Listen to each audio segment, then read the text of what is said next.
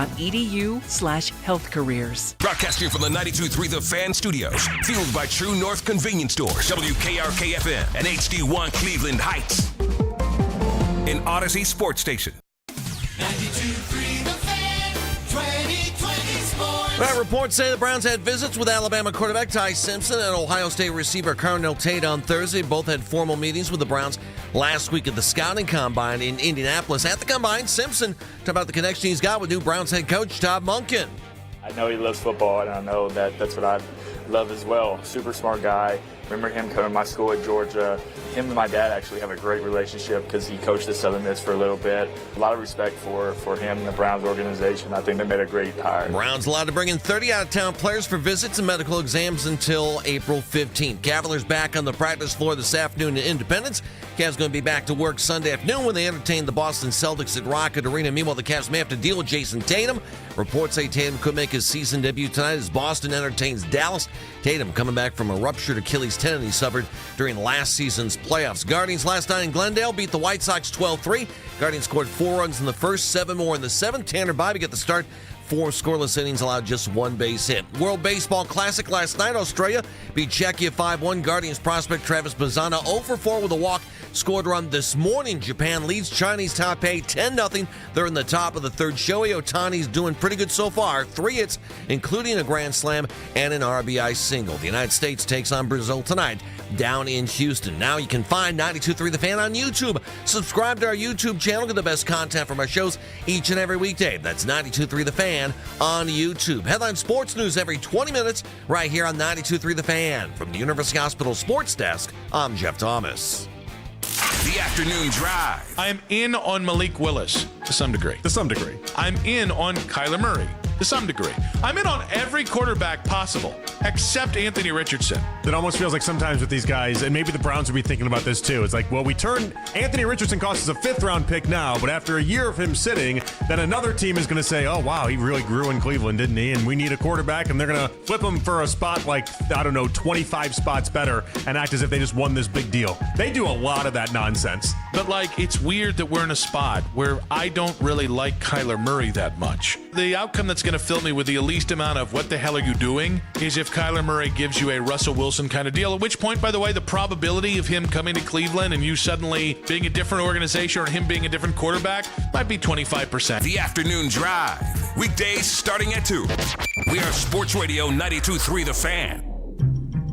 The Ken Carman Show with Anthony Lima. And I love to be a braggadocious person. I love to start whooping it up and playing all the music. And you know me, I love to brag about these teams and get really, really excited. I love to reap. I hate to sow. That said, I see where Nick's coming from. I like Nick's point of view. It's been one game. Let me point this out. It's been one game. How many times have they let us down before? It has been history. I know it's James Harden. I know they look better. I know they look tougher. And Jalen Tyson is coming into his own. He's not just a tough guy. He's a fabulous player.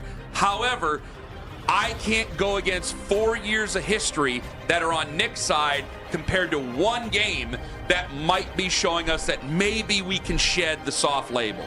Maybe we can shed the loudmouth team that goes out there and loses in the second round because they get manhandled by a physically tougher opponent. This is Cleveland Sports Radio, 92.3 The Fan.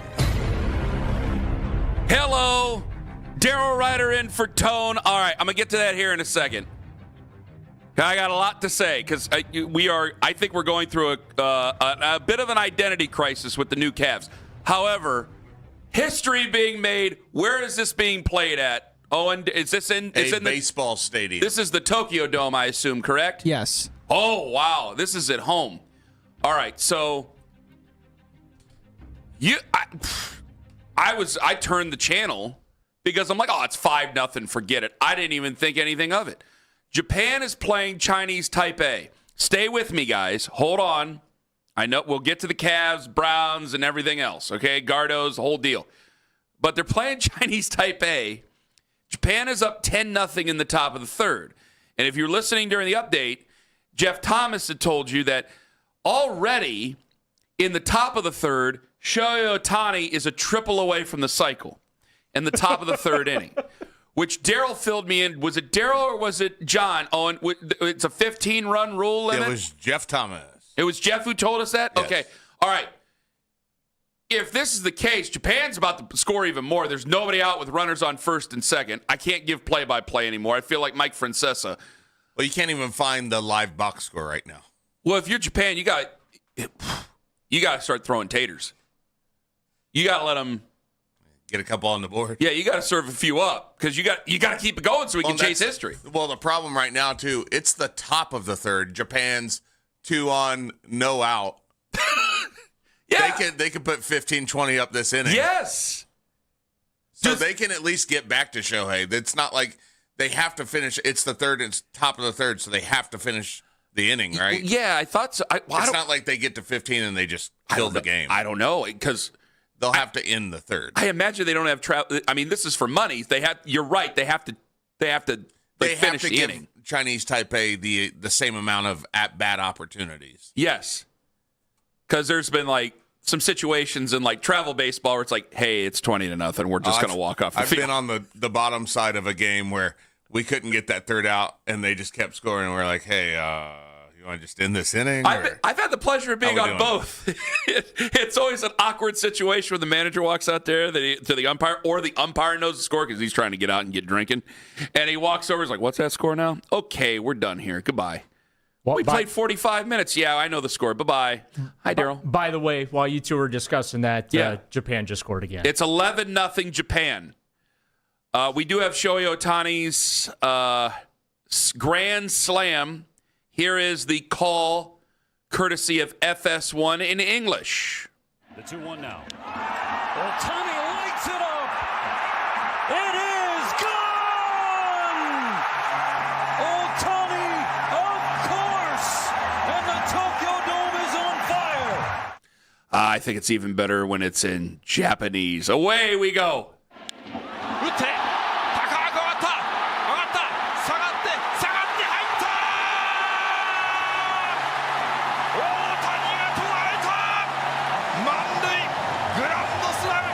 Those, of course, courtesy of FS1 in English and Netflix in Japanese. Netflix, outstanding. I have to admit, I'm a big fan of the good old US of A and the classic broadcasters, but man, the Spanish versions and Japanese if you wanted to power rank languages of play-by-play, I'm sorry. I think we're third. Japanese and English, or Japanese and Spanish just sound better. Foreign language. How are you doing, Daryl? I'm good. Do you want to see history, or do you want me to turn the channel to the local news here? What do you want me to do, Daryl? I would much rather watch this. Okay. I work in local news, Daryl. Nothing against the local news, I work at Fox 8. What are you trying to tell me? And you know what? You do a fine job at Fox 8. No, you don't even know that. You haven't watched in years. You don't watch me. What did I talk about last night? When they post the clip, I'll watch. Mm-hmm. There you go.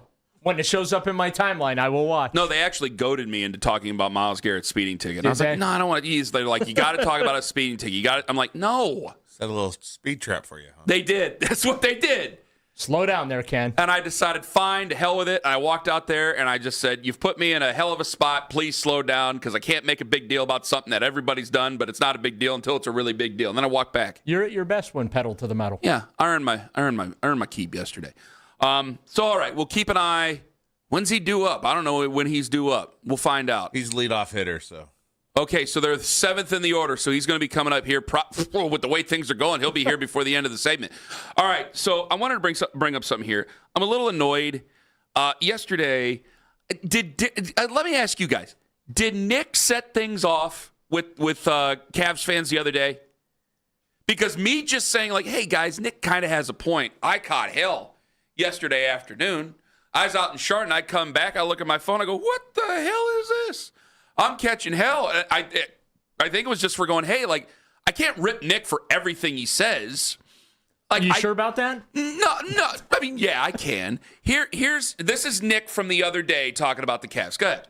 I agree with JB Bickerstaff. If you really feel, they're not on our level, put your name on it. I think it's a bit of a chicken bleep move, and I'm a little leery of a team buying into their place as the face of the East when you haven't earned it on the court. And the only way you can earn it on the court isn't in the regular season.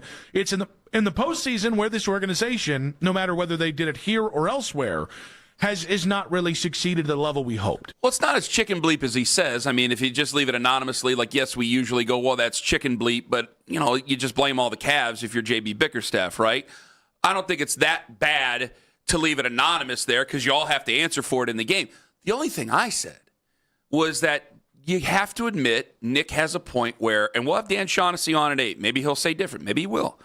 But if you were to just watch, like, yes, there are guys like my buddy Justin Rowan and Carter Rodriguez who host the Chase Down. They're going to look into the nuance because they're Cavs-centric. Danny Cunningham, locked on, going to be Cavs-centric. He's going to look into the nuance. But if you're flipping around or you're going on YouTube or you're going like Ringer Podcast, whatever, Zach Lowe Podcast, if you just have guys on, Daryl, what's the label that they've had over the last 4 years? Fair or not? Charmin soft. Okay. And that's the thing about labels. They're usually not correct. They're usually missing context because they're a broad generalization of things. And all I said was like, hey, I want to fight Nick on it, but Nick is telling you really what the rest of the league still thinks. And one game ain't going to change it. Boy, I caught some serious hell over that, Daryl. I don't know why. Serious hell. That is their reputation until they change it. What can Sunday do to help change that? Can Sunday do much? Oh, I think it's the playoffs that has to change it. Okay. It's not the regular season. I mean, look, last year they were so focused on getting their flowers in the regular season, right? They've finished with the number 1 seed. They wanted Evan Mobley to get defensive player of the year. They wanted Kenny Atkinson to get coach of the year. They wanted Donovan Mitchell to be in the MVP conversation. Like, they wanted all the awards last year for the regular season. Yes. And then what happened? Well, they got beat up, both literally and figuratively, by the Indiana Pacers and got smoked in 5 games. Wasn't even a competitive series, right? There was a game, I think it was a game 3 or 4, where Jared Allen was standing 25 feet away from whatever was happening on the other side of the floor, and he's just like, you guys do you over there and go at it. I'm going to be over here just staying out of it and watching. And it seems like that, where you're consistently being pushed around, that's how you develop that type of a reputation. And for me, the only way the Cavaliers can shake the Charmin soft reputation is to do some damage in the playoffs, get past the second round of the playoffs, at least get into the conference finals, and do a little shoving back. Now, that doesn't mean you're playing dirty, but you got to shove back in the playoffs. And they are a team that has been unwilling in the postseason to push back. But I do think that they're poised to change it because I think that I don't know how much like Naquan Tomlin would play in the postseason, all right? So I think he's a tougher player. He's got to be tough. He's got to be dog tough because of the situation that he comes into with a 2-way contract. Now he's a full-time player. Those guys play desperately. Those guys are willing to pay the fiddler and do anything they need. I know I said the term, Daryl, Owen, and I know that Lima's listening right now. Jalen Tyson is a dog. I think Jalen Tyson will have more playoff minutes this coming year. I think he will have more of an impact this coming season. I think that he's willing to mix it up with anybody. I think that Keon Ellis and certainly Dennis Schroeder are willing to mix it up with anybody. Especially Schroeder. I think they're poised to change that label. Like when we talk about labels, like labels are annoying and they go both ways. Like I brought this up to somebody on social media. Social media reactions are brought to you by Shibe & Jewelers, Cleveland's premier jewelry store. And we've had a longtime listener named Mike, and it starts with an S. I don't know how to say his last name correctly, and I don't want to mess it up. Seifert, I'm just going to say it, and hopefully I got it right there. So Seifert, I believe it is. So he had brought up Samsonite. I was way off. He had brought up about the labels, and they miss context. And I said, absolutely, great point. Labels do miss context. But like on the other side, if you reverse it, like I got annoyed when Tom Brady, just use an example, when Tom Brady first left the Patriots, there was a lot of people in media, were hosted at CBS Sports Radio at the time, and it's just this whole, hey, like, the Patriots are still the Patriots. It's Belichick. Belichick can do whatever he wants. He's a superhuman of a coach. It's like, well, no, wait a minute. You don't have Brady. You have Matt Patricia in charge of your offense. Like, these things don't match up. And then later on, it's like, oh, yeah, he's kind of an emperor without any clothes. Things take a while to change. And he doesn't get in the Hall of Fame on the first ballot. Yes, they have to, and they have to change in bigger moments. So I think that they are poised to change that label because I love Jalen Tyson, and I do think that he establishes the type of quality of play you need. He's not just a guy that's going to turn the place into a punch palace. He's a great basketball player as well, and he's improving every single night. But they can't just prove it in the regular season, which is the only thing I alluded to. And then I got to tell you, later on, I brought it up because I'm going, I know Jalen Tyson's coming back tonight to play for the Celtics against the Mavericks, and that's a game that we'll be tuned into at some point here this evening. But if you have Jalen Tyson or Jason Tatum coming back tonight, I don't know if he's going to play Sunday. If he is playing on Sunday, well, then you have this matchup preview of what could possibly be in the postseason. Well, his return also, I think, changes the outlook for the Celtics. Yes. And my point was, Tatum has played with the Celtics a long time with Jaylen Brown. They'll have to mix it back in again because Jaylen Brown, it's his team now. They just went to the bottom of the third. It's only 13-0 Japan, and I believe we'll have Shohei Ohtani coming up here in a bit. However, Chinese Taipei is up right now, so we'll go to the top of the fourth eventually. Anyway, you have this Celtics team that's played together for a while. I looked at the Cavs and I went, real quick, very little practice. Injuries now that play into it. Big trade that happened midseason instead of the summer. So you don't have a full season runway. Right. If they get to the Eastern Conference Finals, to me, that's a very successful season. I will quote, great season. Then I'm making a bunch of excuses for the Cavs. We're in a very weird place, oddly enough, with the Cleveland Cavaliers. Right well, I think we've been that way for the last couple of years as this team was put together and the expectations, and they're responsible for the expectations being elevated, and that's not a complaint. That's a good thing because that's what being a fan of the team is about. You expect your team to win, and you expect them to do damage in the postseason. But, for me, I've already penciled them into the NBA Finals. I think that they're good enough that they can get to the NBA Finals. Now, we'll see. They've got to go out and do it. It's easy for me to sit here in this chair and say, yeah, Cavs in the NBA Finals, see you in June, right? They got to go out and do it. And they've not been able to do it. And hopefully with what Kobe Altman was able to do as far as shaking things up at the trade deadline, I give him credit for getting off the core four. I had been calling for that the last couple of years because you can't keep having the same problem every playoffs, not do anything about it, and just think by osmosis things are going to get better. So they trade Darius Garland, they bring in James Harden, they bring in Ellis, they bring in Schroeder, and look, you bring in two key pieces to your bench, you swap out one of your starters, your core four there, and I got to be honest with you, yes, I realize that James Harden is older at 36 years old, but I think that they're better positioned to advance in the playoffs today than they were about a month ago. 216-474-0092 of the Cavs shed. It's not fair. Have they shed that soft label yet to you as a Cavs fan? And what would it take for them to do so? 216-474-0092. Dan Shaughnessy going to join us at 8 o'clock. And did you see the poll that Keith sent us? Don't say nothing yet. I just want to know, did you see it? Yep. Either way more people like Dylan Gabriel than I ever gave you credit for, or a lot of people agree with me about the quarterback, and they just don't want to say it. Ken Carman, Daryl in for the Tone Master, live on The Fan. Extend technology.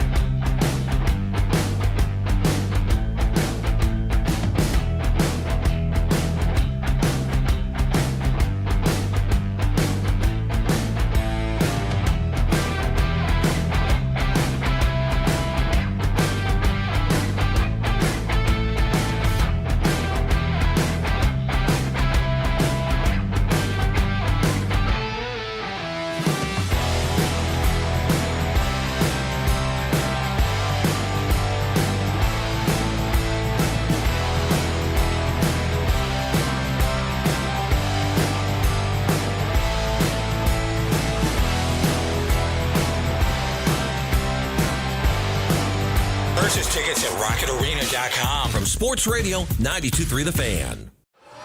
Don't trust anybody with your Cavs coverage unless they have sports in their name. We are Sports Radio 92.3 The Fan.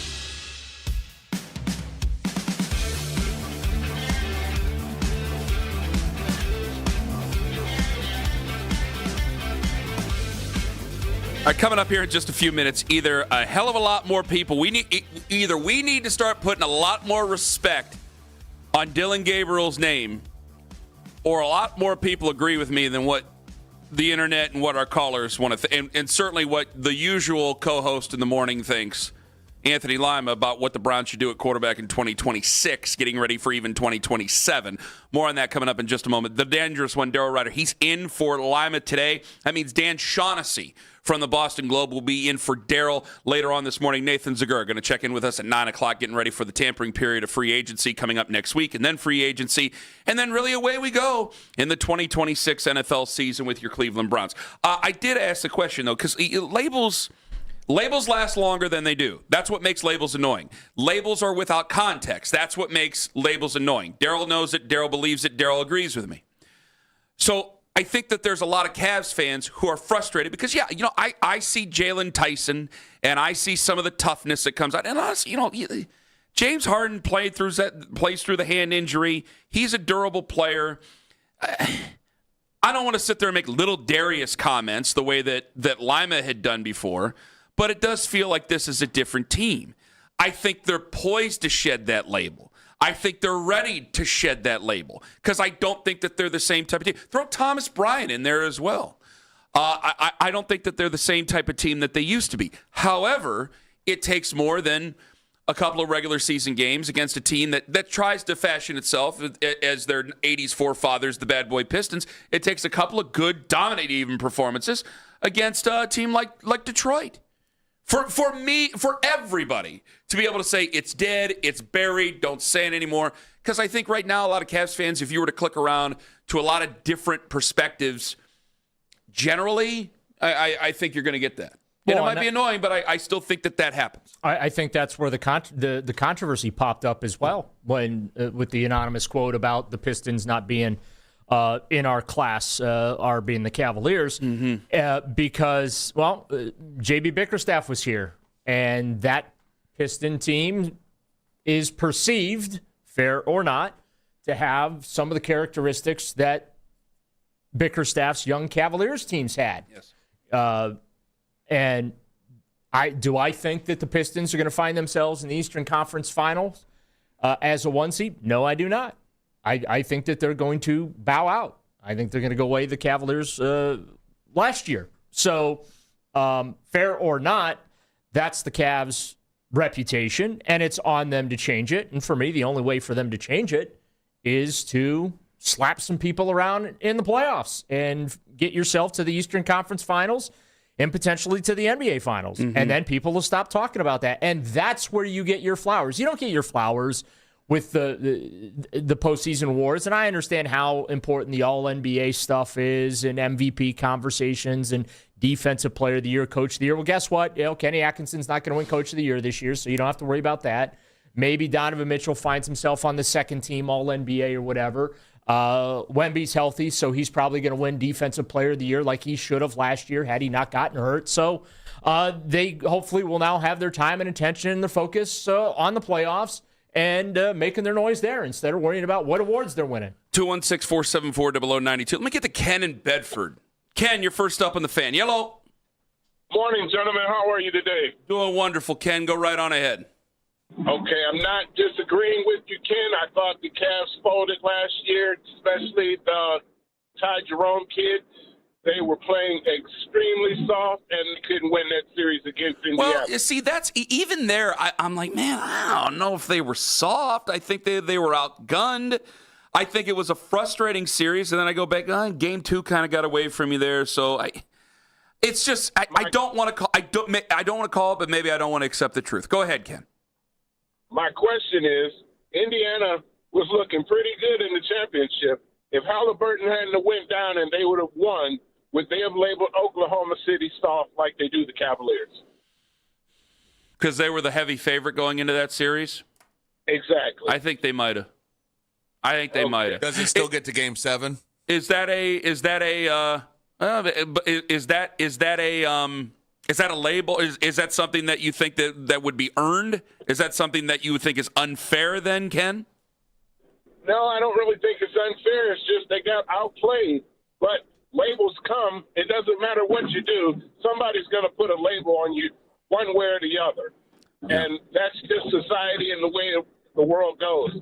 Everybody has an opinion, and, you can agree to disagree or agree with them.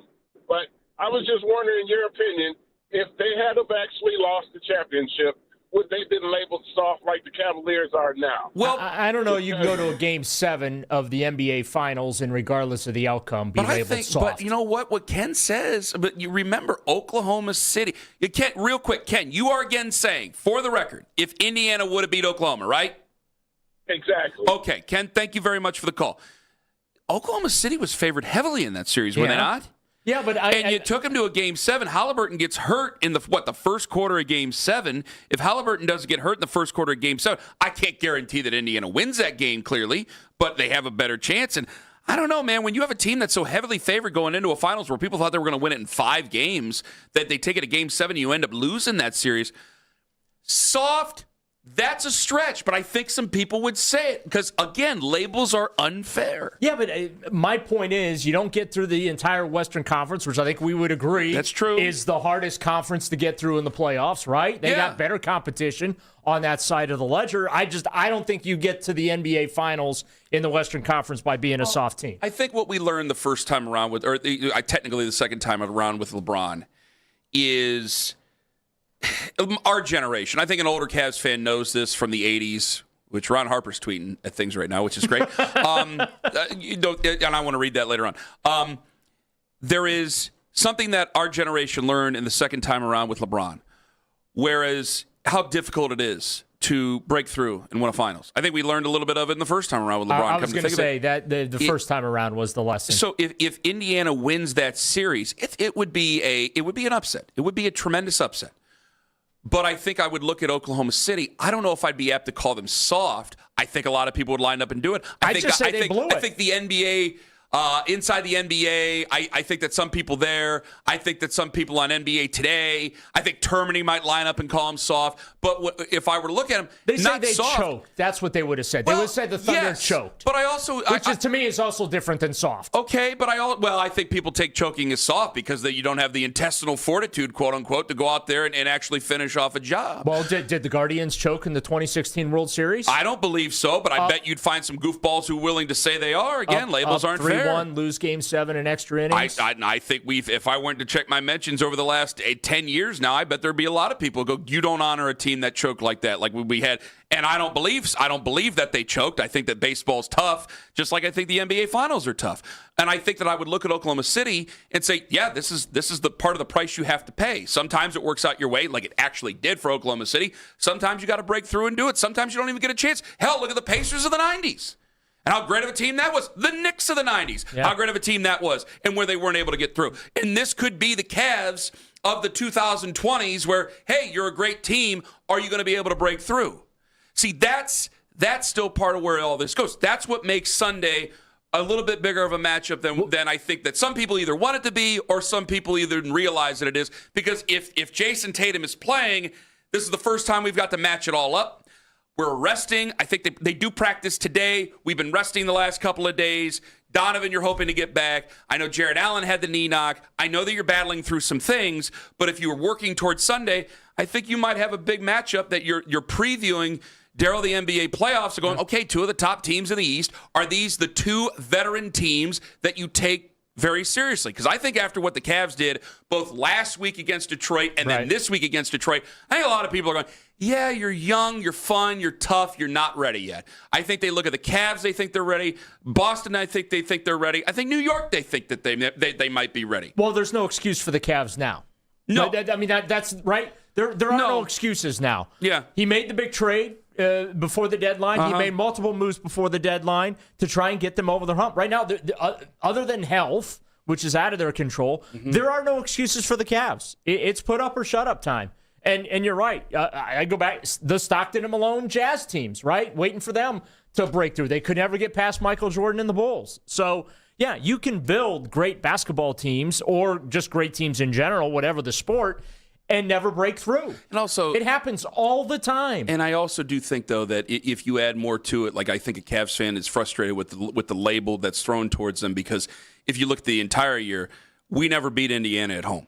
I think that part of that's a bad matchup. I don't think that's just you're getting socked in the face. You're not willing to sock anybody back. I think that some of that's a bad matchup. I remember back in the 90s when the Indians were blowing everyone away in the AL Central. The one team they can never beat was Mike Sweeney and the Kansas City Royals. Coming up in 5 minutes, I have a poll for you that it is real. It is a real poll. It is... It's an eye-opening statement on where Cavs fans feel that the Browns should go at the quarterback position, and where we need to put maybe a little bit more respect on the third quarterback of the Cleveland Browns name. Ken Carman, Anthony Lima, or Daryl Rutter in for Anthony Lima. That coming up in 5 minutes on The Fan. Conrad.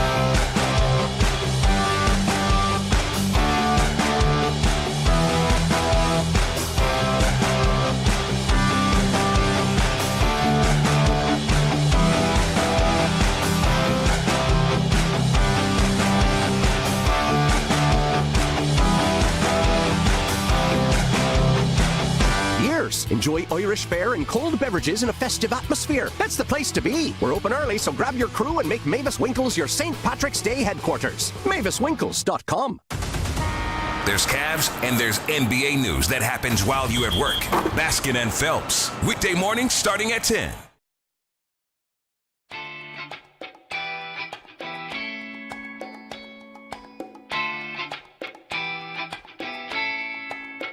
All eyes on Japan right now. It is 13-0. I think they're actually trying to not score so that they continue the baseball game and get their work in. It's 13-0. Shohei Ohtani came up. Owen, you saw it. I didn't have eyes on it. What happened? You guys were talking about something that no one cared about, the Cavs in the regular season. But, Shohei went for it. He's a lefty, right? Uh-huh. Led off the inning. He ripped one down the first baseline. First baseman was standing at the back of the dirt waiting for it. But had it, and he had to extend a little bit, line drive. Had he got it over his glove, it would have been in the corner, and it would have been a chance at a triple. He needs a triple for the cycle. Yes. There's some things, though, Jeff told us it's 15 before 7. It's like a 15-run limit. Okay. But they've got to, of course, end the bottom of the inning. Taipei had bases loaded in the second, and in the third, Japan pulled a pitcher. It's 13-0. Got out of the jam. And they pulled a pitcher so that they wouldn't give up, 2 runs. Oh, and they had a mound visit. Forget pulling the pitcher. They had a mound visit with 2 runners on up 13-0. Right, Daryl. They mound visited it, and then he let another guy on it, and they pulled the pitcher. They take this stuff seriously, man. They got a band out there playing. You got like the Saturday Night Live band that's out there playing. It's great stuff. Yes. They got the thunder sticks going. There's G.E. Smith. The G.E. Smith and the saxophone is out there. It's big time stuff. So we will keep an eye because it's only the bottom of the 4th. Shohei is a triple away from the cycle in the World Baseball Classic. We are paying attention to it because him trying to hit for the cycle is the only reason I would still have this game on right now because it's 13-0. The only thing they're missing is Jack Elliott. And let me know if they take him out. Let me know if they take him out of the game, because if they take him out of the game, then I'm going to turn it to something. I think he's just DHing anyway. Team USA does play tonight, I believe, 8 o'clock Eastern in their first game. 216-474-0092. Also, you can watch us on YouTube Live for absolutely free, where Derek is watching on YouTube Live from Maryland. So he has us on his TV while he gets ready for work, and he says, tell Daryl that's a cool hoodie, and ask him if he can unblock me. Daryl, that's on you. That's on you. I think that's more. It's on Daryl to find it in his heart. It's on Derek to look in and say, why did he have to block you, Daryl? Or Derek, why did Daryl have to block you? Put a username there so I know what username to look up. Because if you just tell me Derek in Maryland, I have no idea who you are. I'll show you. What? Well, first off, I want to know what he said bad. Maybe I don't want you to unblock him. So Keith sent us this. This is pretty wild. This is from betonline.ag. And they send a lot of different things. And there's a lot of different polls that they have out there. And they have a Browns and a Steelers fan base top 5 QB wish list. Now, we'll talk about the Steelers maybe some other time during this show. However, I need some copium. In the poll that they did, this is unbelievable, okay? This goes on. This is a mix of social media, tweets, X, things like that. And this is from the day after the Super Bowl on, all right? It's a pie chart. And it shows who Browns fans, the cravings, who Browns fans would want to start the season for the Cleveland Browns. Were they sober when this poll was taken? This is unbelievable. So, but I think that people are thinking this way. See, I don't think that this is about sobriety because I'm usually sober when I say these things. 26% Shedeur Sanders. Hold on, I'm not leading the cult, Daryl. Relax. Hold on a second. But that's not a surprise. Fair enough. 26% say Shedeur Sanders. 22% Deshaun Watson. And there's your surprise. Number 1. I got a sneaking suspicion behind that, but let me continue real quick. 18%, number 3 is Kyler Murray. You want Kyler Murray? I'm on board. Oh, glorious. Okay, I didn't realize you wanted Kyler Murray so bad. Number 4, 14% say Dylan Gabriel. Relatives? It's over on Malik Willis. Malik Willis is only at 12. 8% say others. So there might be an Aaron Rodgers in there or Anthony Richardson. Joe Flacco for a third time. Steve DeBerg. I don't know. So you got one. Can we answer the Dylan Gabriel question real quick? Should we be talking more about Dylan Gabriel at all? Am I being disrespectful? Like, I just feel that everybody's like, hey, it ain't going to work out here. If we can get a 6th or a 7th round pick, fine. If not, I don't know what we're going to do. I just don't think he's part of the future with this football team. He shouldn't really be. At all. Okay. I just feel we know where Daryl stands on Dylan Gabriel, so I forgot who I was asking here. It is interesting, the messaging coming from the organization right now. It's like they almost feel bad for forgetting that Dylan Gabriel is still on the roster. Well, wouldn't you? Because it's like, everyone wants to talk about Shedeur, obviously. The Deshaun thing's hanging out there because this is the final year they have to pay him $46 million a year. And then it's like, oh yeah, and you know what? We still believe in Dylan too. Like Dylan's here and he's developing. I think I can count like 3 sentences about Dylan Gabriel with all the press conferences that have happened since they made their hires. But that's the point I'm trying to make is that he's an aside. Well, this says it's 57,000 tweets about the Browns, right? They compiled 57,000 tweets. It said the odds, however, don't necessarily represent fan base's desires. And I don't know if the tweets were, I'd rather have Dylan Gabriel as a starting quarterback than Deshaun Watson, or I'd rather have Dylan Gabriel as the starting quarterback than Malik Willis, or I'd rather have Dylan Gabriel. Maybe that's the way that he got up there. Maybe that's the way Deshaun got up there, almost as a punchline to that's why someone else. So right now, if I can just do my math real quick, my math's 48% are either with Shedeur Sanders or Deshaun Watson. Yeah. So almost half the fan base. Listen, this is social media. 10% of the country is on social media still. I think 8% of that are bots, for the love of God. So I understand that this is a small percentage of the people listening, okay? And I don't think the 22% here for Deshaun were at the game the last time Deshaun played for the Browns. There you go. This is why I ask it, though. Because my thing Daryl Lima has always been saying, Daryl, that he's been accusing me of being afraid, then he backs off. But a lot of people accuse me of being afraid. And my whole thing is, you guys have made this bed. You guys can lay in it. I don't need to pull the nose up on this thing. You guys messed it up. I didn't want to trade for Deshaun Watson. Me neither. I didn't want to take Dylan Gabriel and then turn right around. I did like Shedeur Sanders. I'm on the record for that, clearly. I didn't want to take Dylan Gabriel and then take Shedeur Sanders in the 5th round. They took Dylan Gabriel on Friday night. I went, well, that's it. We can get rid of the quarterback papers because we just have Dylan Gabriel now. I didn't do any of that. I didn't have a four quarterback competition. None of that is my fault. I wouldn't have done any of that. So my thought is I gotta put together a plan I think that is going to make this team better, and it may include these 2 guys, but I'm not trying to do anything crazy. I wonder, when you got 48% of what they have here in this chart that are Shedeur Sanders and Deshaun Watson, I wonder if more people agree with me than what I may think. Like, hey, you know what? You guys made this mess. We didn't. You're paying $46 million to this guy. I do not want to restructure this contract. That's another conversation I want to ask you later on.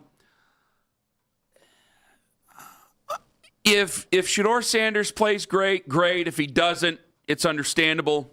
If Deshaun Watson plays great, I'd be pretty surprised. If he doesn't, it's clearly understandable. I just don't want to be caught in purgatory. I know you like Kyler Murray. Fine. There's some things to like about him. I just don't want to be caught in 7-8 win mode and then all of a sudden, all right, hey, we got a good offensive lineman. We got some good offensive linemen. We got this good defense that's now young again. We might have some good other plays. Harold Fannin Jr., this and the other. Now we have to trade a bunch of picks so we can get our quarterback. Right. I don't want to tank, but I also kind of just want to let this sleeping dog lie and go into 2026 and go, hey, you know what? The reins are yours. Go right on ahead, Shedeur. If it doesn't work, it doesn't work. I know they're doing their due diligence. I think a lot of that is just crap. I think a lot of that is just smoke. You would know different, Daryl. You're the insider. But I think maybe a lot more people agree with me. And it's just like, hey, let's just stick with what we got and position ourselves maybe for, if we win some games, fine. If not, let's position ourselves for 2027. That's not fun to talk about, but I think that's the truth. They're in a tough spot coming off 8 wins over 2 years. They still don't have a quarterback. That is still an ongoing odyssey. They want to win more than they did the last 2 years. They felt they could have won 7-8 games last year, which I don't know that would have done them any good. Just like winning those final 2 games didn't do them any good. But I'm all about winning. I'm not about tanking. And, there have been years, and this, where, they were tanking, and the way they did it was by fielding a team that was incapable of winning games. And a coaching staff incapable of helping the team win said games. So they're in a tough spot this year. It's going to be hard for them to get an extra 2027 first-round pick. Not a lot of teams want to part with them right now. That may change between now and the draft. But, they are in a terrible spot where it just feels like the impossible dream to find their quarterback. And the best path for them to do that right now is that Shedeur Sanders turns into something. 216-474-0092. I want to know from you guys. I just told you about this pie chart. And again, it's social media. It's not the most accurate. So I want to turn it over to you guys. 216-474-0092. A lot of me is just, hey, let's not do crazy things. If we're going to go for the gusto, go for the actual gusto. Go make a run at making the playoffs. If not, then I think we're wasting time with any of these other quarterbacks that we talk about who are not currently on the Browns roster. So that's why I'm about Shedeur. That's why I'm about even Deshaun Watson going into this season. I'd rather it be Shedeur, but you know where I stand when it comes to an open competition and the former MVP candidate maybe looking better against air than Shedeur Sanders. However, would you just rather the Browns just play it as it is, position themselves for 2027, or Malik Willis, Kyler Murray?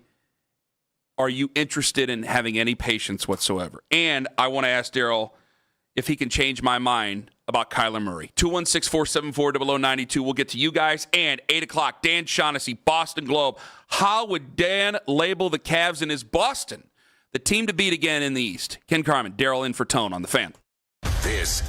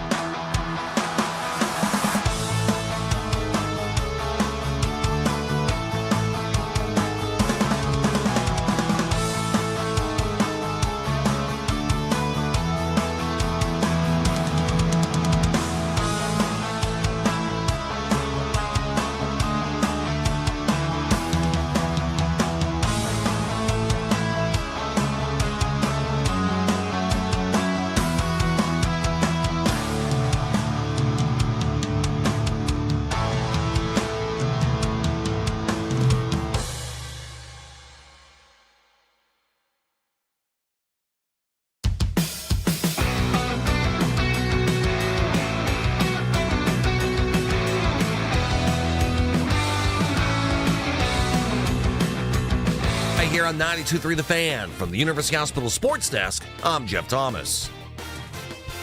Catch Afternoon Drive with Nick Wilson and Jonathan Peterlin live on YouTube each and every weekday from 2 to 7 p.m.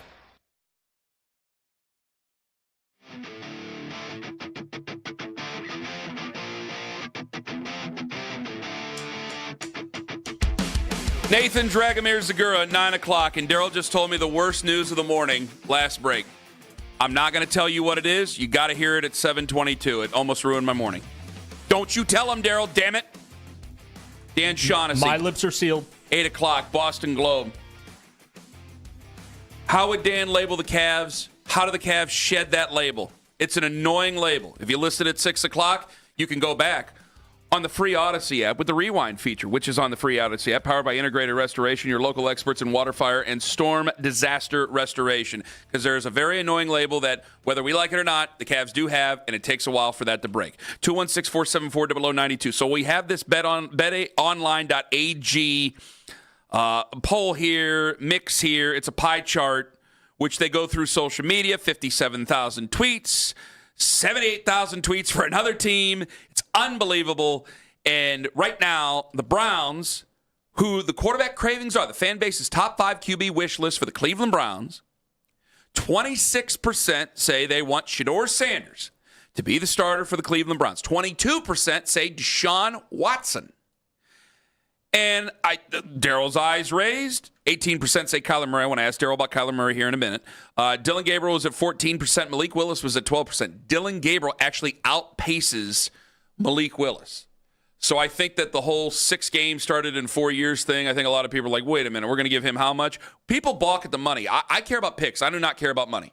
To me, none of it's real. It's all fake. I don't care about the salary cap. I don't care about any of that. They always make it work. You want to give him $32 million a year. You want to give him $100 million a year. I don't give a damn. Whatever. I care about picks. You don't give him any picks. That's why I'm open to Malik Willis. Okay? I am also ready. I'm not punting on 2026. I don't want to tank 2026. I don't want to be in a purgatory, though, getting ready for 2027. And I got news for you. What? That's probably where you're going to end up. Well, that's still not the worst news of the morning, and I'll tell you more at 7:22 from what you just told me during the break. Okay? Actually, it has to do with money. Why am I going to end up in purgatory, Daryl? Damn it. Well, if they win 7 or 8 games this coming season, you're not going to have a top 5 draft pick get one of those quarterbacks. And guess what happens? You're in purgatory, If they bud. win 7 or 8 games. If they won 7 or 8 games last season, you're in purgatory. Well, to me, the only way that I find myself in a purgatory if they win 7 or 8 games is with not even Malik Willis. I think that you can go, hey, he only started 6 games in 4 years, only 2 games last year, but hey, we don't have a whole lot to work with. He was able to do a good job. We could continue to build it again. I got draft picks. I'd feel that way with Kyler Murray or Deshaun Watson. If you won 7 or 8 games with even Shedeur Sanders, I don't think I'd feel that way. I go, hey, man, you still won 7 or 8 games here. So clearly, if you're winning 7 or 8 games with this team, I don't care about strength of schedule. You win 7 or 8 games with this team, I think you've made some progress. So you're fine with 7 or 8 wins as long as it's Shedeur, not Deshaun. As long as it means something. As long Kyler. as it means something. Tell me before I get to the phones why winning 7 or 8 games with Kyler Murray will mean something.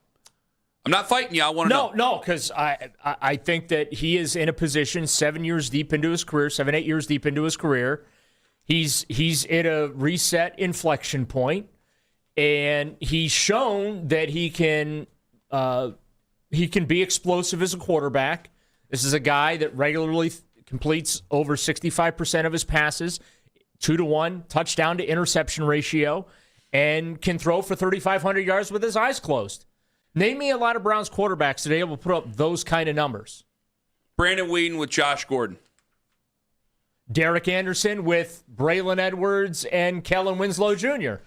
Okay, fine. Joe Flacco in 5 games. Hey, had a good run. Tit for tat. But like, so for me is I look at Kyler Murray is potentially, and I stress potentially because I don't know, he could potentially be one of these NFL reclamation projects. You and I both know it's a copycat league. Sam Darnold just won a Super Bowl at Seattle, right? Is Seattle a better organization than us? Of course. Okay? I can name 31 other organizations that are better than the Browns. So how are we going to be the organization that fixes him? See, when you say potentially, I go, yeah, they're all potentially. Even Dylan Gabriel, who is above Malik Willis on this pie chart, they're all potentially. Because you can't run up the white flag of surrender and just say, well, we've been a terrible organization since 1999 and just be like, well, you know what? I can't just take the chance? No, I got to try to find a way. You're right. I can't just sit here and bitch. I got to find a way to build. You got to keep taking the swings at it. You're right. And listen, I do as much complaining as anyone about the situation, but you got to keep taking swings at it. I want to have as much confidence as I can. And I've admittedly, I've never been a Kyler Murray fan. Even coming out of college, I didn't like Kyler Murray. I will admit that there is a history where I just never really cared for him as a quarterback. There's the story about they had to put the clause in his contract to make sure he's doing homework and stuff. I get it. And I'm going, how is the Browns, when you give me that? See, that is the biggest red flag to me. I know. If we're talking about a guy who's not even committed to the craft of being a franchise quarterback, which I think it's proven, and it doesn't have to be Tom Brady for crying out loud. That's the most extreme example. But you have to be obsessed to be a franchise quarterback. You have to be so driven. And that's why I don't want Anthony Richardson. We are not, but we are also not the franchise that sit there and beg Kyler Murray to be committed to being a great quarterback here. See, that's not why, and that's part of the reason why I'm not in on Kyler Murray. I get it. Shador, we'll find out. Deshaun, I think we already know. But again, I don't want to sit here and find myself struggling to build for all these other guys where I can't say that 2027 is going to find us the perfect QB and we're going to set sail and everybody's going to be happy, but it gives me a little bit more,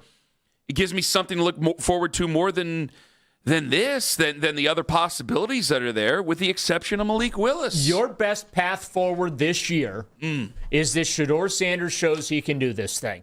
And you win, clearly. And you win anywhere from 6 to 8 games. Clearly, that is your absolute best case scenario. And that's even with if Kyler Murray came in here and won 6 to 8 games. To your point, you're in purgatory. If Deshaun Watson goes out there and you win 6 to 8 games this year, in the final year of his contract, you're in purgatory because now you have a decision to make there, right?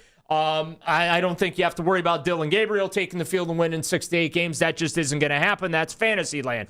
But, Malik Willis, if you give him I think it's going to be closer to $25 million, but you give him $25 million a year, he goes out there and wins 6 to 8 games. Are you still in purgatory? I don't know. To me, and I've said this from the get-go, I am all about using this year to see if Shador can do this thing. I can't argue against it. I can argue for it. I think that there's something to be said about that.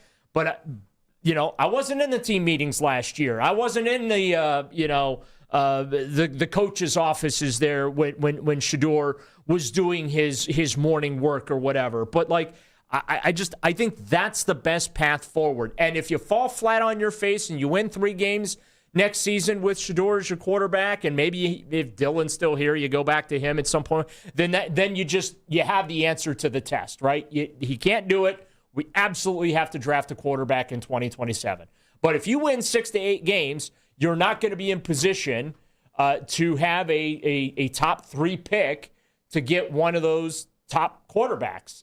It's going to be harder because you're probably not getting an extra 2027 first-round pick by trading down from 6 this year. I know there was a lot of people rooting against Deshaun Watson, but boy, it'd be a hell of a lot easier if he'd have just worked out. All right, here we go. Let me go to Paul and Canton. You're first up on the Fan. Hello, Paul. Hey, good morning, and I agree with you guys, I would actually, and this is a pro-Browns take, not a pro-Shador take or whatnot, but it's best if this 5th-round contract quarterback, if you give him, say he starts, you put all your resources in your offensive line, your last place wide receiving group and whatnot. I think if he plays 17 games, you'll probably win about 8 or 9. 3 or 4 look like Tennessee. 3 or 4 look like garbage. Well, you win 8 or 9, he's got to play really well because you still have 2 more years. You still have this year and next year on offense where you build and then you set sail with some of those guys in year 3 like we've seen with this defense. I'm sorry. Continue, Paul. Yeah. And I have, that faith, the Browns faith or whatnot, but we have a division that has issues, whether if it's contracts with big players or new coaches. The Ravens almost won going 9-9. I think we don't realize that we hate what happened to Tim Couch, right? And it's because he had a last place offensive line, last place wide receiver, and no running game. That's what kind of happened last year. Yet Shedeur was able to win, a few games, especially at the end against division opponents who were trying to win. The team rallies for him, whatnot. And Kyler Murray, do I really want to bring in a 5'9" bad example who always hurt, and he played in Arizona, and this is the AFC North? No. I mean, you're taking reps away from Deshaun and Shedeur in a new offense. Well, I'm not interested in giving any reps to Deshaun at this point, but that's just me. But it's a new, it's still a new offense. So why would I do that and bring in that guy? I mean, I'm not the Kyle Murray, hater, by no means. I enjoy him, but not here for Cleveland. We can set up for 2027 so right. Deshaun will be off the books. We have a 5th round, contract for the quarterback, and we could go get our major quarterback, and we have a better offensive line, better wide receivers for him. We forget that, whatchamacallit is coming back from a shattered leg, and Shedeur had to lead us in rushing 3 or 4 games. Why would I Tim Couch another quarterback here and take away those time and reps and do those things? You have an opportunity here because let me tell you, the Ravens, new contract, Lamar's contract is a purgatory. He's a new head coach. The Bengals have $500 million wrapped in 4 players, and none of them are on the line. And the Steelers has a new coach in Aaron Rodgers. You can be competitive in this division next year if you just do the simple, smart thing. Paul, thank you very much for the call. 216-474-0092. I want to ask Daryl if he agrees with him, and he just told me the worst news of the morning during the last break. I'll let him break it to you when we return in 5 minutes on The Fan.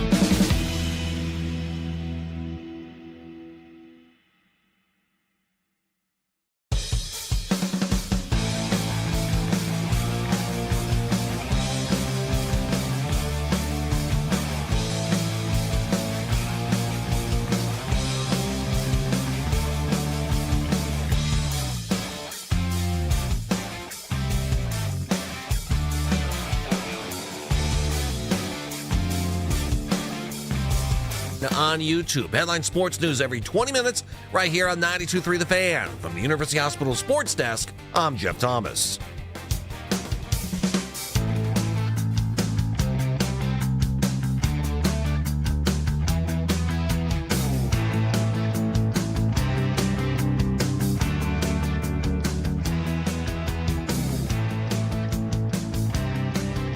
$7:45. You know, if it makes us ask better questions to players, I guess I'm all for it. Somebody is ready for a fight with reporters. I'll tell you who, coming up at 7:45. All right, Daryl, tell me this bad news you wanted to tell me. Even though I just got done telling everybody that I didn't care about the salary cap. By the way, Daryl, you are brought to you by Scheiben Jewelers, Cleveland's premier jewelry store. You are outstanding, Daryl. Tell me this bad news, even though I said I didn't care about the salary cap. Well, there's a very real possibility to allow Andrew Berry to do some things starting Monday at noon and during legal tampering, because by Wednesday they got to be under the cap and in compliance. There is a chance that Deshaun Watson's contract has to be restructured one last time. I hate it. And I hate you for telling me. That could create nearly $35 million in salary cap space, though, if they do it. Kick that can down the road one last time, and then in March of 2027, here's the good news. March of 2027, he is a post-June 1 cut, and that big, massive cap charge gets split between 2027 and 2028. And the salary cap's going up like $20 million a year. So Andrew Berry's projection when it comes to kicking the cap figures down the road. You know what? Forget it. I'm in. You just made me feel better about the whole thing. Because I did. I wrote it. I wanted to go, hey, we're getting close, and we're getting close. I mean, this has mentioned this true story. So if you're watching on YouTube Live, like this has been in my sheets for the last week, 2 weeks. Go ahead. Ken was not happy when I mentioned that to him in a break. Yeah. He was not happy with me that I brought that up in the break. But it is a reality. It is contract restructure season for the Browns so that they can open up the flexibility they need to spend lots of money in free agency. I know Andrew Berry said at the Combine, hey, we're getting a little more than we did last year. But you think they're going to go crazy in free agency? I think they're going to be I'm not going to say they're going to go crazy, but I don't think that they're going to be limited. I think that they will be able to spend whatever they feel they need to spend. I think it's going to be active. He's going to explore the trade market, especially. We've already seen it with offensive line. They've already made one trade with Houston. I think there could be another trade in the offing there. They're going to sign offensive linemen, a wide receiver. Could they trade for a receiver, sign one? They need to do that. And then, obviously, let's not forget, David Njoku's gone. He said goodbye. And while Harold Fannin Jr. is now tight end number one, they need another tight end. So they maybe spend a little money in free agency for a tight end, too. So I do think they're going to be active. I don't know that if we're going to get Monday at noon and we're going to have like all these, Browns deals worked out or whatever. But I think over the next couple of weeks, you're going to see Andrew Berry make some moves. But for him to be able to do that, he's got some contracts he needs to restructure to get the Browns under the cap to fit these guys in. And the easiest way to do that right now is one final restructure of Deshaun's contract, converting that $46 million salary, about $44 million of it into a signing bonus, and then you free up $35 million in cap space and do your thing. I feel good now. That changes everything. You're right. It's going up about $20 million a year. We only have 2 more off seasons after this in which we have to talk about Deshaun Watson's contract situation. I can't wait for January or for March of 2028. Unless he wins the starting job and actually plays well with Todd Monken. What? Oh, you're rooting for a quarterback to play bad for the Browns? No, I'm not. 216-474-0092. I got him on. You heard it. Record it. Yep. Don't put it on Twitter. I'm not trying to get Daryl. I'm not trying to get Daryl. I'm not trying to get people to say crazy things about Daryl. That's a gag. That's why you just yelled about it. Yep. I did catch you, though. Okay, let me ask you this. Do we really? Yeah, I got him. Do we really want? Yes, I want him to play well. If he plays, I want him to play well. Yes. Can I ask my question? Do you really want Deshaun Watson to be the quarterback to play well this year, to put you in purgatory where you might have to give him a contract extension? No, he don't. I agree with the fans. That's what's going to happen. I agree with the fans. Well, yes, no, that's what's going to happen. Daryl's wrong. Owen knows this. I want him to play well. You know why? Because you're going to trade him. He don't want to be here. He don't want to be here. Does anybody disagree with me? Oh, no. Yeah. This totally was a money grab. He doesn't want to be here. He originally told them no, and then they fully guaranteed the contract, and he said yes. He wants to continue his career. I do think he likes playing football. I do think he likes playing the quarterback position. I don't think he wants to be here. This was a money grab totally the entire way through. The Dome is still 4 seasons away. The Dome's still 4 seasons away. They offered him a deal that simply could not be refused. Could not be refused. Then on the other side, Houston taking the 3 first-round picks and everything like that. If he plays well, I think that he's going to turn right around and go, I'm not playing for you anymore. You got to trade me. And I think the Browns would go, okay. I mean, there's been enough years between the allegations and the unseemliness. Maybe we just all move on and we trade him and you get something in return and everything else goes away. Yeah. If he plays, because I think he's got a chance. If this is an honest competition, which few are, but if this is an honest competition, this is an uncomfortable thing for me to say. I don't like pointing it out for everybody. I'm not trying to rage bait everybody or anything like that. I got a guy who used to be an MVP. You're playing against air and OTAs. Daryl, you know this. Like, he's going to have he's got a much stronger leg up than we think he does over Shedeur on this. Here's the fly in the ointment for you, though. What? Trading him's not as easy because of the cap figure. I don't give a damn. I'll take anything back. I'm done. What I'm saying, though, is then you have to take the whole cap hit in 27. And the whole point of the post-June 1 cut is to take the remaining cap obligation, split it in two. So if you trade him, you have to take the full cap hit of what's remaining, and I don't know if the Browns will be able to do that. What if I play? Okay, hold on. That's the fly in the ointment. Like, I don't disagree with you about wanting to trade him, have him play well so you can trade him, but there is a salary cap implication. You didn't know we were going to have econ class this morning, did you, Ken? No, I didn't. Well, here we I mean, I'm just, I don't mean to throw some facts in the way of a good story here. Okay, Daryl, what are you trying to tell me here? No, I'm not trying to tell. I'm just saying, like, that's a consideration. Sometimes you got to learn. Daryl's teaching you right now. It's consideration. You have to think of cap ramifications here. Because that's the only thing that matters right now with Deshaun when it comes to the Browns is managing the salary cap to get out from underneath that contract. Damn it, I didn't think of this. What did Shohei come up and do anything? Do we know? I wasn't watching. I was talking to you. I was embroiled. I'm not asking. I'm sorry. I'm asking John or anybody who might have been paying attention. Jeff or anything. That's him on first. We're on cycle watch. Cycle watch. That's somebody else at first base, is it not? It is. Did they take him out? I don't know. I'm looking right now. If they took him Ohtani's out of the game. They took him out with a possible cycle at hand? Yeah. Oh, my God. They took out Aaron Rodgers with a chance to break the touchdown record. It's the World Baseball Classic. It's not Game 7 of the World Series. Also, too, there may be some playing restrictions on these guys as well. I know there's some with the pitchers because you don't want to be burning the pitchers in the World Baseball Classic for Major League teams. Well, Shohei off, TV off. The DH. I'm turning something else and watching the rest of this. Oh, there's restrictions on the DH. But I agree with you. There could be playing restrictions. That's just asinine. The DH. Let me get to Dave in Cleveland. Hello, Dave. Hey, how you guys doing? I just wanted to say, I love this show, man, but it pains me to listen to y'all every morning and hear y'all overcomplicate the game of football. Like, why in the world would we want Kyler Murray? Why we want him? The Cardinals just gave up on him, but we'll take him on I don't know what kind of contract, probably the minimum, right? Why did the Seahawks want Sam Darnold? Why did the Lions want Jared Goff? What do you want us to do, Dave? I want us to build around Shedeur, but for some reason nobody wants him.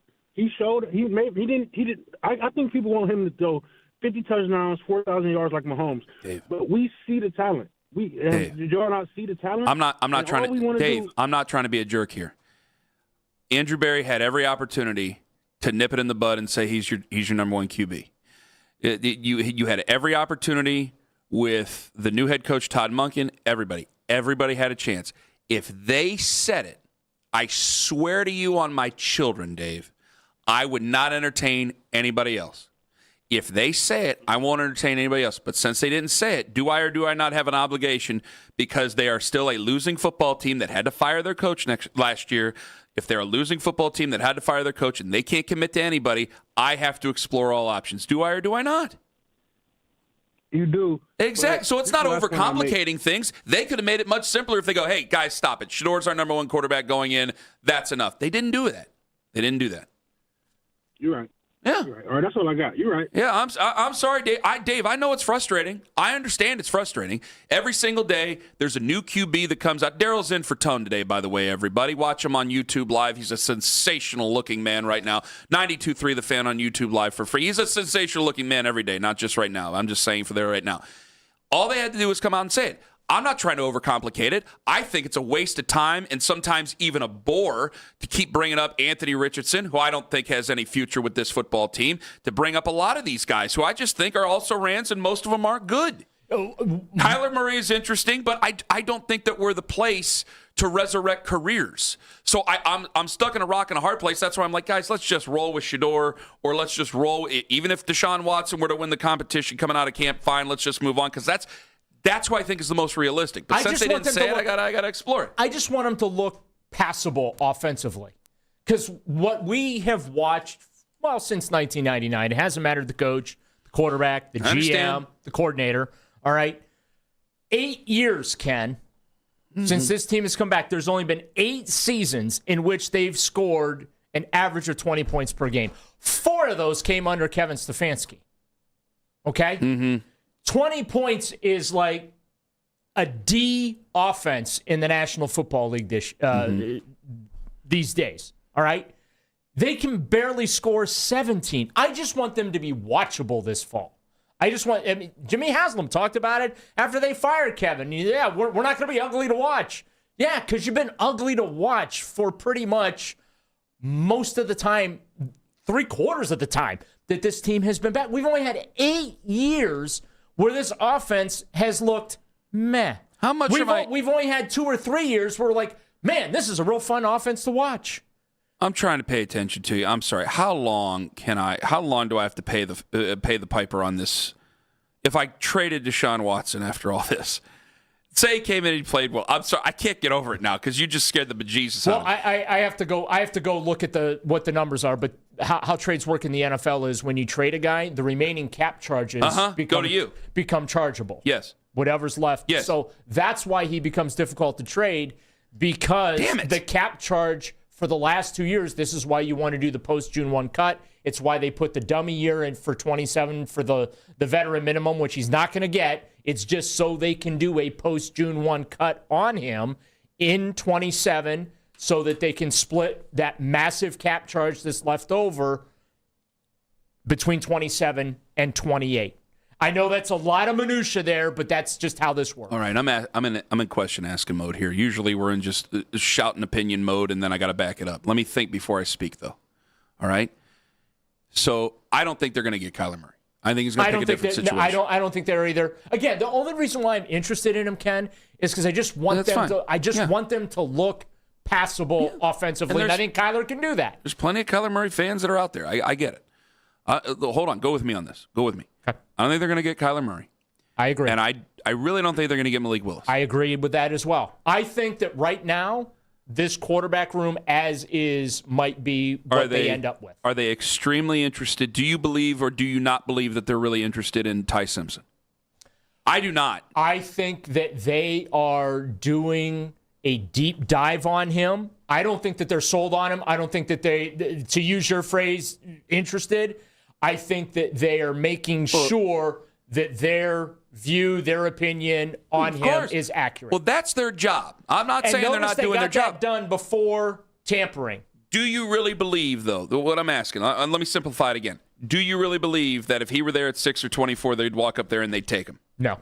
Okay. That's all I was asking. If it ain't going to be those guys, then I think it's just these two. If they just go into camp with these two guys, and I guess Dylan Gabriel, whatever, if they go into these guys, then you're telling me I already like Shador to root for him over Deshaun Watson. I mean, that's clear. Well, that's a layup. You're telling me I got to really root for Shador Sanders to win this job, and they got to really root for Shador Sanders to win this job. Realistically, do you think Deshaun? It's been 6 years since he has played at an elite level. In between, he's had a year taken off that he decided to take off. He's been suspended for 11 games. He broke his shoulder, missed time there. ruptured his Achilles twice that also cost him a season. Do you think it's realistic? Forget about how you feel about Deshaun. Set that aside, put that in a different bucket. Do you think it's remotely realistic to expect after all that's happened the last 5-6 years with him that he's going to be anything resembling what he was with the Houston Texans this year? In real games, no. I don't hate Deshaun. I know a lot of people think I do. I don't. I think I've spoken 2 words to him. I don't hate Deshaun. I hate the conversation surrounding Deshaun. That's fair. That's my business, and I hate having that conversation for the last 4 years. I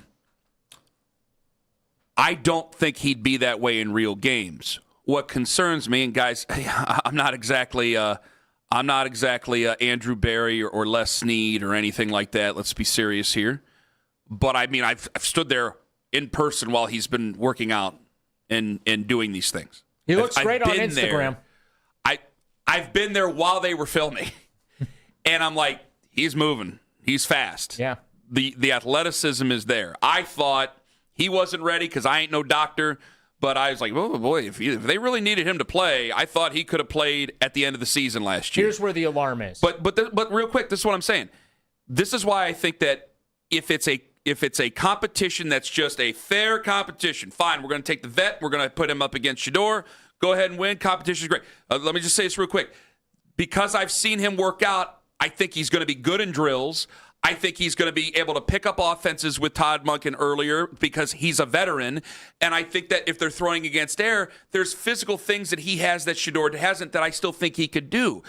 But I'm rooting for Shedeur because not just I like Shedeur, I'm also rooting for Shedeur because I don't want to deal with any of that other fallout that you're talking about with Deshaun Watson. Sorry, go ahead. No, the thing with Deshaun that concerns me is every time he's come back, going back to his first season here, coming off that 11-game suspension, right? Sat out the year before. What do we talk about? The rust. Got to get the rust out. Got to get the timing back. Got to get the internal clock and the feel all back. Every time he has had to come back from something, he's been limited because of that. And I think it's going to take a lot of time, and I don't know if it ever returns. For him, you're right. He's going to do the drills well. He's going to look like an all-pro this offseason. And everyone's going to ooh and ah over practice when it comes to Deshaun. I agree with that. But when it comes to the games, I am not sold that the internal clock is going to be there, that he's going to be able to read the defenses. He's not going to be seeing ghosts. The game's not going to be too fast for him, any of that. I'm not sold on any of that to where he's going to be able to perform at a level that's going to help this football team win. He's going to look great in practice. I just don't and am not sold it's going to translate on game day. Dan Shaughnessy, Boston Globe, 8:02 this morning. What do the Celtics think of the new look Cleveland Cavaliers? We're going to ask Dan about that coming up at 8:02. 8:22 this morning. I called it honesty. They called it excuses. We'll see where you come out on that when it comes to this year's Cavs. And if it makes us ask better questions of players, I'm all for what Russell Westbrook did and about last night. Next on The Fan. By now, you guys have heard.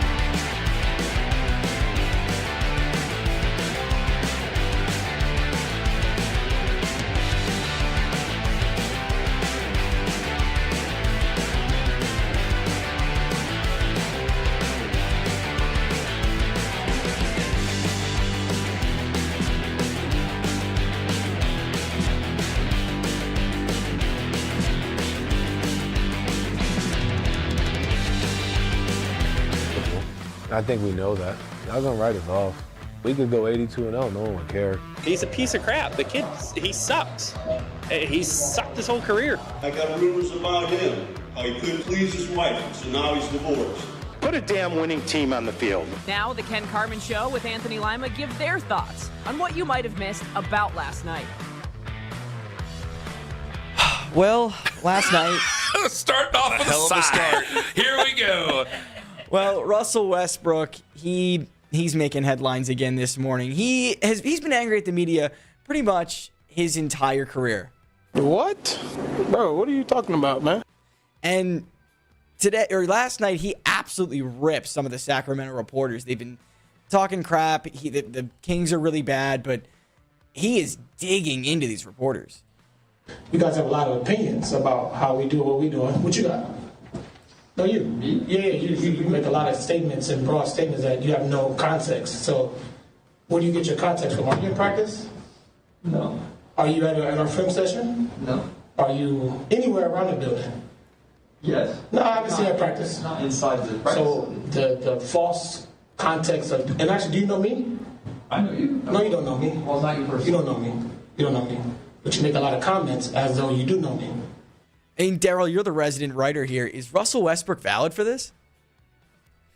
This is what happens when you're the worst in your league. The players go after the media. It's the media's fault and not theirs.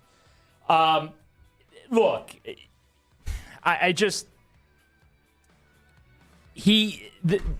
Kings are unwatchable, okay? And this reminds me of back when the Browns were while the Browns in some respects are still unwatchable, but when they were really unwatchable, they went 4-44. No team in NFL history has ever gone 4-44 over 3 seasons. Congratulations to the Browns, they pulled it off. And look, I had players coming after me all the time because I was ripping them nonstop on the air. And so that's what that's usually what happens when you're a bad team. You blame the media instead of looking in the mirror. Because what's Russell Westbrook doing these days to help the Sacramento Kings win a lot of games? Their goal is to lose, by the way. And I think maybe that's what he's trying to say. We're not really trying to win, but I can't sit up here and say we're not trying to win, and that's why he drops are you in our film sessions? Do you understand the concepts of what we're trying to do? The concepts of what you're trying to do, lose. And you're doing it well. Oh, and am I able to tell him the former tell him Browns? whatever you want to tell him. Is John in on the inside yet where I can tell him the old Browns coach story? Yeah. Okay. Maybe. Well, we'll let Owen decide that. He's the keeper of the keys on that one. Wait for me. Yeah, I mean, when teams are bad, Daryl's totally right. When teams are bad, they obviously take things personally. I like it, though, because I think a lot of us, and myself has been included on this, I'm sure, when you are doing multiple things, when you're no longer just reporting, you're also creating content and doing things, you start to ask questions where you think you want to lead them to answers so you can make points later on. And I think if we're just asking general questions, okay, help me understand what happened here, what happened there, what happened in this situation. That's much easier than the pointed questions that I think that Russell Westbrook ain't no dummy. He knows why they're trying to ask that, and he knows that he can make these people look foolish, and he's going to make these people look foolish. So if it keeps us on our toes a little bit, I'm all for it. That's why I like Daryl's questions. That's why I like Jeff Shadell's questions. I think Jeff Shadell, when it comes to the Browns, I think Jeff Shadell asks questions that a lot of callers call in and ask us about. You and I were standing toe-to-toe with a former Browns coach in the locker room, side by side, when we got approached. This is when I just met Daryl. That was early. It was early, yeah. Okay, I want to make sure we're talking about the same coach. Yeah. And Daryl looked at me and goes, "That was intense." Like I had known Daryl for like 2 months. I was like, "Yes, it was, Daryl." And let's just put it this way: our personal space was absolutely invaded by this Browns head coach. It was awesome. It was awesome. The spittle was flying out of his mouth as he's talking to us. Yeah, we can't say the name right off, but you guys do the timeline, and you guys can figure it out. Go ahead, you can John. go on the Odyssey app and guess the name, and maybe we'll play it. Go ahead, John. Save it for coming in hot. Speaking of people on this show have been saying about teams over the last week, the Pistons lost to the Spurs last night. Victor Wembanyama, 38 points, 16 rebounds, 5 blocks. But the Pistons still sit in the number 1 seed in the East, and it feels like no one's taking them seriously when they do have a really solid team. They have over 40 wins. They might win 60 games. I don't understand the Pistons' hate other than the fact that they are just inexperienced in the playoffs. I think that this is going to be a real challenge for the Detroit Pistons here. When you get beat like that by the Cavs, the shorthanded Cavs twice. Yep. I think that, and by the way, it's going to be a significant challenge for them, but I think it's the natural order of things. Them losing to a West Coast team or Western Conference team, Western Conference teams are better. That's why they had Michael Pena on the other night on the afternoon drive, and I was listening, driving down 44, and everything was, hey, hunky-dory, Cavs are great. And they go, can they beat a team in the West? And boy, he was hemming and hawing and like trying to find a nice way to say no. That's different. That's why I got them going to the NBA Finals. I don't have them winning the NBA Finals. I don't think it's disrespectful, but I think a lot of people go, yeah, man, the Cavs, I know that there's a label there, whether it's fair or not, there's a label there that people bring up. But they've been through it over the last 4 or 5 years. The Pistons haven't. So they're about to learn a lesson, about to learn a valuable lesson probably when it comes to what it takes to get to that next level this postseason. And also the coach's J.B. Bickerstaff. He's had success in the regular season. He knows. Not so much in the postseason. I think that's another reason why people aren't taking the top seed Pistons series. He knows. And then the last one here, the Big 12 floor is already seeing malfunction. So it's a glass floor with an LED display underneath. We've seen panels that have died. We've seen they actually have a really hard time seeing the center line because the court isn't a regular basketball court. It has all these different colors. It's shaded gray. It can be changed to the logos of the different teams. So I don't know what to make of this court. I think it looks cool. I think it's the future of what we're going to see moving forward. But I think it's a bigger hassle than it's been out to be. I thought it was interesting when I first saw it. I thought it was a way for people to tune into the Phillips 66 Big 12 tournament. But it's going to be weird if you're sitting there breaking glass and trying to play basketball over there. They did this a few years ago. I think it was the Indiana All-Star game. But not the All-Star game. They used it for the ancillary activities around the game. They used the regular floor for the game, but they tested it out for, I think, All-Star Saturday night or something like that. So the LED floor, you're right, it's coming. But it's clear awesome. They've got some bugs they've got to work out on that thing. Got some things we'll figure it out. We'll figure it out. Is that it for About Last Night? That's it. Outstanding, John Boy. Hey, I got an assignment for everybody later on for John. I know we do this on the weekends. For everybody John's or for John? For John, but I want everybody to contribute. I want non-Hall of Famers John needs to go learn about with Cleveland. Ooh, that's a good one. It's easy to have him look up Otto Graham and even Myles Garrett and his history and all that stuff. I want to know some of the best. Just have him look at the mentions of your favorite Cavs. My favorite one is Jason Kipnis. Can I have a... I'll tell you about why you got that side eye. 8:45. Look up Bobby Sura. 8:45. Can I share a hipster Cavs take about what I tweeted yesterday with my favorite Cavs? Absolutely. Because I got a very hipster Cavs take. I've got like 8 favorite Cavs. I don't have one favorite Cav. I've got like 8 to 10 of them. Dan Shaughnessy, even though he's a firebrand, he is one of my favorite Boston writers. And he joins us from the Boston Globe to talk about the seriousness of the Cavs and the Boston Celtics and 5 on the Fan. Window Nation and windownation.com. We have the very best windows.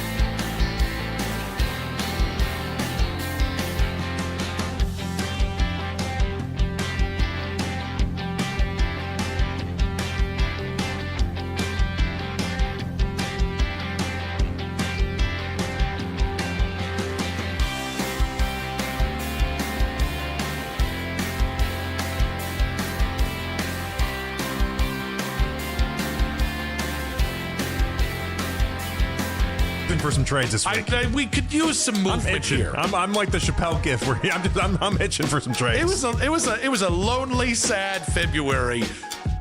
Let's kick the tires and light the fires. The Afternoon Drive. Weekdays starting at 2. We are Sports Radio 92.3 The Fan.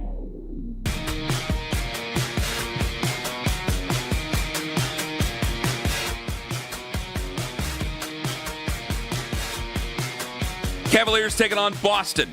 Rocket Arena, Sunday afternoon. It's a big one. We'll see who's playing. We'll see who's not. There's a lot of ins, outs, what have yous.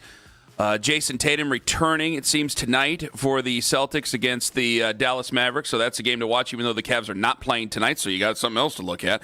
And Dan Shaughnessy joins us right now from the Boston Globe. You know him. You love him. He's been on TV. He's got another book, Wish It Lasted Forever. Life with the Larry Bird Celtics. You can find it wherever you find your books. Dan Shaughnessy joining us here on the Make It Right Call Kyle Wright hotline. Dan, thanks for joining us this morning. Well, nice to be here. Thanks for mentioning the book. There's some hilarious stuff in there about the old days at the Richfield Coliseum and the Holiday Inn where the Celtics stayed back in the early 80s. Unbelievable to think that these NBA teams now, they travel on, 5-star jets, 5-star hotels. We used to stay at the Holiday Inn in Richfield, Ohio. I don't know if it's still there or not, but it was a scary place. Anybody who has been through there mentions that Holiday Inn. Dan, we've had people on from all over the country. I'm not an ageist. Guys who've covered the NBA for a long time. It was a landmark. Knows this. This was. We all talk about swingos downtown, but apparently the Holiday Inn in Richfield was where the real party was going on. So it was the Bates Motel of the NBA. if you enjoy basketball history and enjoy the game of basketball, and you want to see more of it, Wish It Lasted Forever. Life with the Larry Bird Celtics. That's Dan's latest book. Go ahead and find it wherever books are sold. Okay, Dan showing up on the Make It Right Call Kyle Wright hotline. Cavs taking on the Celtics coming up on Sunday. I caught hell for this from hardcore Cavs fans, and I go, yeah, you know what? Fair enough. Because but I think labels are frustrating, Dan. And I think even though they've done well, they've made the big trade with James Harden. I think that they are a bit of a tougher team. They still have to prove it. Is there a label around the league that the Cavs are quote unquote soft? Yes. I'm not around the league like a lot of your callers and listeners and fans and et cetera. But I fall into that category, and I don't know them real well. I fess up to that. But I wasn't afraid of them in the playoffs last year, and the Harden thing. I'm sorry, I'm just not a Harden guy either. So this doesn't move the needle for me. So yeah, let's. I love Cleveland. I love the fans. I love the town. I love the city. I love the cheap beers over by the Guardians ballpark over there, that great place. But I don't know who it is in the NBA this year, and I think the East is dramatically changed, and your team picking up the big guy is a big deal. Boston getting Tatum back is a big deal. I like Detroit in the conference, and I think Boston is the second best team in the conference right now. What do the Cavs need to do to change that perception that you and others have of them? Well, deep run the playoffs, get to the conference finals. I'd say, last year the record you had was just so unbelievable, and that's hard earned and that's legit. But at the same time, it reminded me this is the the Houston Texans in like 13 years ago or something. They were like 11-1, 11-2 or so. They came into Foxborough wearing their Letterman jackets and just got pantsed. It was just bad. And they were never taken seriously. And I can't – maybe that was Bill O'Brien. I don't know what that was. But it just – and I feel that about your team at this point, as noble as last year was and the record and now with some of the firepower that you've got. I'm just in a sort of show-me mode, and that's on me. I'm not as I'm not current with the league. I can't do a deep dive on your roster, any of that stuff. The conference is the way I see it for me, and I need to see you guys step up and get to the conference finals for me to come off that. The fantastic Dan Shaughnessy joining us here on the show. Okay, so take me back here, because I'm a Cavs fan. Obviously, I'm like, well, I don't like what Dan Shaughnessy said. I already know what I'm going to say for 8:22 later. I'm going to go, I don't like what Dan Shaughnessy said either, but it's up to the Cavs to change that. That carries with them. But let me ask you this, and Why don't you like the Harden? Why don't you like James Harden? Why don't you like the trade? Never was into it. He's a really good passer too, right? I mean, I don't know what it is. I don't think he makes the team better where he goes. I mean, is there a lot of evidence that he's done that? I mean, you put me on the spot. I think it never ends well wherever he goes. It tends not to end. I mean, the Clippers was as close to ending well as it has. Well, Daryl, Dan, what you just said, and Daryl, you're right. What you just said, that's the case. Because, when we talked about this trade first, Dan, before they made the trade when it was rumored, is a lot of people were really against the trade. And it's for he doesn't make anybody better, selfishness, this, that, and the other, weight, chicken wings, strip clubs, this, that, and the other. And I saw and I wanted to make the trade. I saw him night one, and people were really quickly going, "Oh, this is why you made the trade." So I know it hasn't really ended well, but this is a no offense to Darius Garland, I'm not taking shots at him. I know if Lima was in, he would, Dan, but I'm not taking shots at Darius Garland. But this is a much better team with James Harden on it. I understand, and he's a star, and he's a Hall of Famer, and all that stuff's legit. I never liked Carmelo Anthony either. There's just some guys just don't do it for me, and those would be two. So I don't mean to rain on the party here. It's just and maybe they'll get to the conference finals, win the NBA, which they thought they were going to do last year, and things didn't play out. But so I'm anxious to see him. I'm anxious for this game on Sunday. Going back to the Larry Bird years, the Cavs and Celtics have a storied playoff history. Jason Tatum now back from that ruptured Achilles. What's the latest on him, Dan? And just obviously he's a tremendous player. How does that change Boston's outlook here for the postseason? They're an unusual team because I was in the I'm sort of cynical by nature, as we can tell by our program thus far. But when Tatum goes down in the last game against the Knicks, they were going to lose anyway. It was 5 minutes to go in that game. They were behind it. They were checked out. So they lose to the Knicks with Tatum playing. Then he gets hurt in the last 5 minutes, and it's an Achilles. You're thinking, oh, that could be all next year. And then with the dreaded second apron, which I don't pretend to understand either, but I know that it made Brad Stevens just carve up the roster, and gone were Drew Holiday, Porzingis, Cornette, Al Horford. So add Tatum to that, it was 5 of their top 9 rotation gone to this hour, and that's a lot for any roster. And they underachieved in last year's playoffs, getting bumped by the Knicks when they did in 6 games, losing blowing 2 20-point leads at home in the playoffs to the Knicks. But well-deserved early exit for them. And then you lose 5 of your 9 rotation players, and they're almost the same as last year with the record, and now they're adding Tatum. So Brad Stevens is really good, and Joe Mazzulla is better than we thought. He's in his 4th year, and he's won an NBA championship. It's a little bit like Spoelstra, not taken seriously, young guy, who's this guy, and had all that talent, and then wins, but doesn't get kind of the cred. And he's starting to get it now because there's guys you've never heard of in this lineup. Shireman, Gonzalez, Ron Harper Jr. It's an unusual team with rare NBA hunger. You don't see the hunger in this league that often, and we're seeing it on a nightly basis with this crew. Peyton Pritchard, not the star power that a lot of teams have. Brown has carried him. He is a star, legitimate star. And Derek White's a really good player. He's like DJ, a better shooter. But they just don't have what they had before, and yet they're almost the same. And now with Tatum, they could do better than they did in last year's playoffs very easily. I see them in the conference finals. I do. They're a tough out.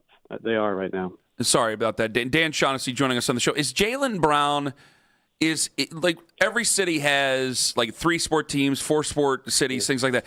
They always have like that one guy who's like the icon, the beloved guy. I think in our city, it's Jose Ramirez. Is Jaylen Brown that guy in Boston, or is it Drake May? Who is it? Yeah, it's not Jaylen. Jaylen's a great skilled player. But I love Ramirez, and I think he's worthy of what you just said, and should be that guy in your town, and wants to stay there, and Hall of Fame career, just way underrated nationally, Ramirez. Mm-hmm. But Jaylen Brown, he, like a lot of NBA stars, he cares about this stuff, and he'll carp about not being top 5 in the All-Star voting, or player of the month or stupid stuff like that. It's like, really? And, he was MVP of the finals when they won the championship 2 years ago.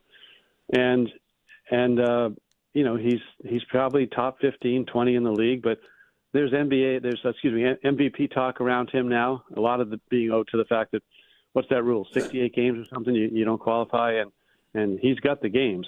And I think, Cade Cunningham has the games. There's a couple others that are close with that. But with Jokic not maybe having the games, and Brown's in the conversation, he's probably top 3 MVP this year. And he's really carried them. And he's had the ball in his hands a lot, which is not always good because he can be a turnover machine. But he'll be a nightly threat for a triple-double, very athletic, better defender than Tatum. But Tatum has a higher ceiling offensively and is a bigger star in that league. And Tatum's coming back to whatever degree this is what we're going to find out. So Brown's been legit MVP candidate this year and has really stepped up in the absence of Tatum. You said you think the Celtics will be in the conference final. Who do you think joins them? Who's the biggest impediment to Boston getting back to the NBA finals, do you think? Yeah, it's Detroit. Yeah, and I've thought that all year. I love Detroit. I like the way they play. They're tough and they're fearless. And they're kind of they were bad a couple of years ago, as you know, and tanking, whatever you want to call it. But it's been rewarded, and I like that team. The Knicks are funny, and they can go either way. I still take the Sixers somewhat seriously, which no one does if Embiid plays, etc. Their guards are pretty good now. And I don't understand. Have you guys followed this Charlotte team? Holy smokes. They came into the Garden 2 nights ago and just kicked the crap out of the Celtics, wire to wire, 29 points. And that hasn't happened to Boston this year. So that was impressive. I don't know anyone on their roster, but I'm like, these guys, whatever. I think they're like a 6 seed or something. They're a tough out early on. No one's going to want to have them early on. But I think your team, Detroit, Boston, New York, and that's kind of what I see in the East. Dan Shaughnessy joining us on the show. By the way, I had one of my bosses text us here. He lives in the area of Richfield. He says it's a Quality Inn and Suites now. Well, okay, all right, that'll do. It's almost 4 stars on Google. You got that going. There were no groupies or hangers-on hanging around at the Holiday Inn. It was just insurance salesmen and guys wearing leisure suits. Back when I was there, it was not an NBA swank hotel. Dan Shaughnessy joining us on the show. So, you believe that Boston will be coming out of the East then? I think they're going to be in the Eastern Conference Finals. Okay. Yeah, I'm not saying they're in the NBA Finals, but I think they can make the Conference Finals. I do. I think it'll be a good. I think the Eastern Conference playoffs are going to be really fun. Dan Shaughnessy, the book is Wish It Lasted Forever, Life with the Larry Bird Celtics from the Boston Globe. Dan, thank you so much for the time this morning. All the best to you and yours. Hope to talk to you again soon. Enjoy it. Let's look forward to the game on Sunday. That'll be great. Take care, guys. Absolutely. Dan Shaughnessy on the Make It Right, Coca Right hotline. Like, I'm already going to tell you guys, like, this is the label. I don't like it. Daryl, I don't mean to speak for you. I assume you don't like it. Nope. Okay. That's the label. And Dan's the type of guy, like Dan's been an insider before. He's kind of on the peripheral now. He admitted that. Okay? Good personality. Been a long-time writer. This is the type of thing like, hey, if you're that big of a fan, you may think they don't have to answer to anything. But if you're sending a bunch of nasty things, it clearly bothers you.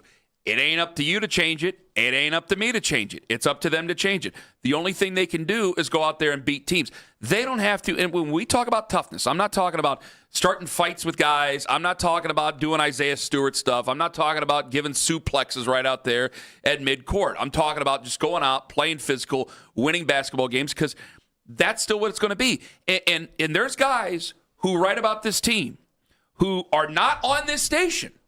They have their own web. Fear the Sword. I talked to you about Chase Down. I talked to you Locked On Cavs, even though Danny is on the station. Yeah. Locked On. Like, I respect these guys. And they do draw umbrage with the soft label. That's what labels are. They miss context. So that's what's still in front of them this season. And little by little, you have to change that. Because I'm going to bring up something here at 822 that people were calling me soft, saying I was making excuses when I was talking about that Boston team for later on this year, Daryl. The soft thing, I thought Dan made a good point. It's the one that I've been trying to make. The only way the soft thing goes away is if the Cavs get beyond the second round of the playoffs. Plain and simple. And look, the whole impetus behind what Kobe Altman did at the trade deadline, which, oh, by the way, navigated that being in the second apron, brought in 3 new bodies while being in the second apron, okay? The whole reason he did that was to help them shed that soft label. I have a hipster Cavs take coming up in moments. Also, they called them excuses, what I tweeted yesterday. I call it reasoning. I call it honesty. I'll let you judge. Coming up in 5 minutes on The Fan.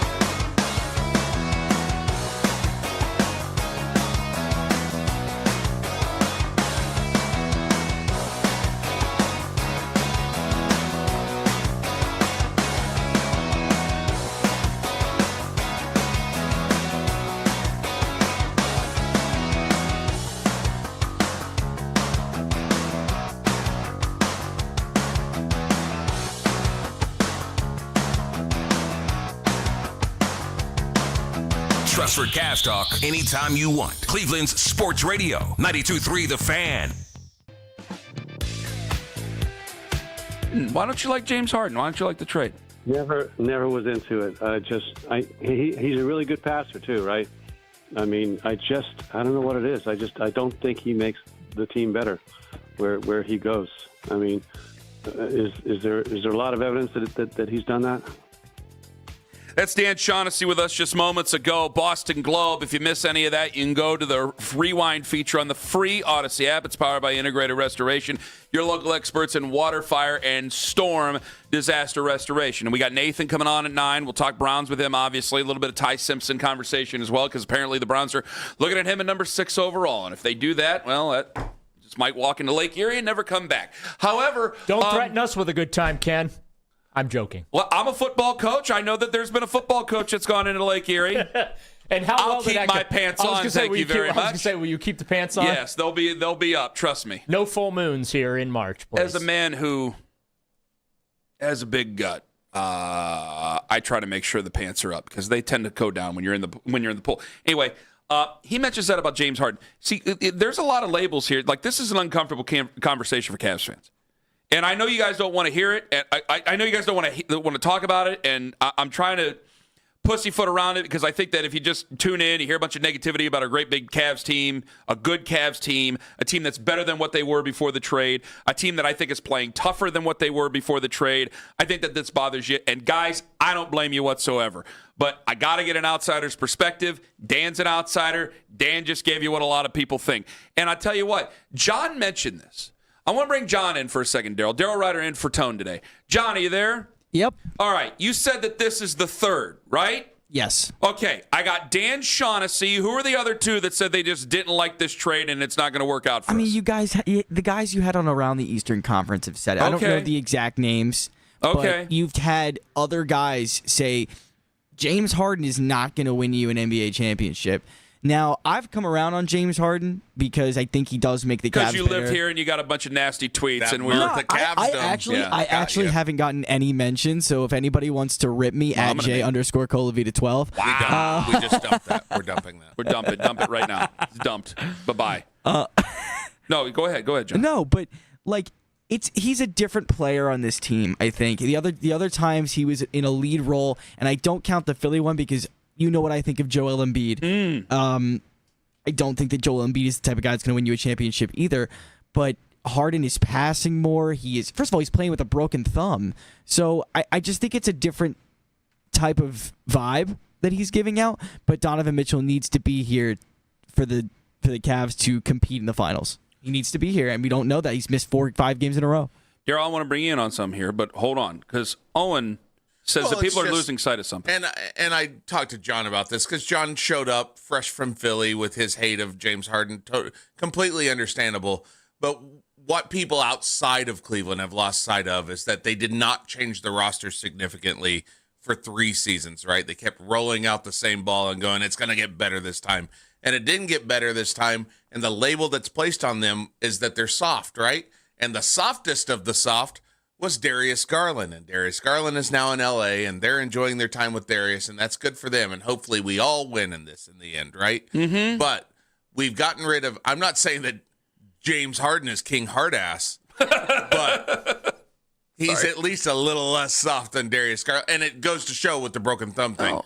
And it's a broken toe, broken thumb. Those are all, in the grand scheme of broken things, not great. But – what's worse, I don't know. The toe certainly does suck to try to move on when you got to wear steel-toe boots to play basketball in. Unless they're lugs, you got a problem. Those were the days. Do they still make lugs boots? Beside the point.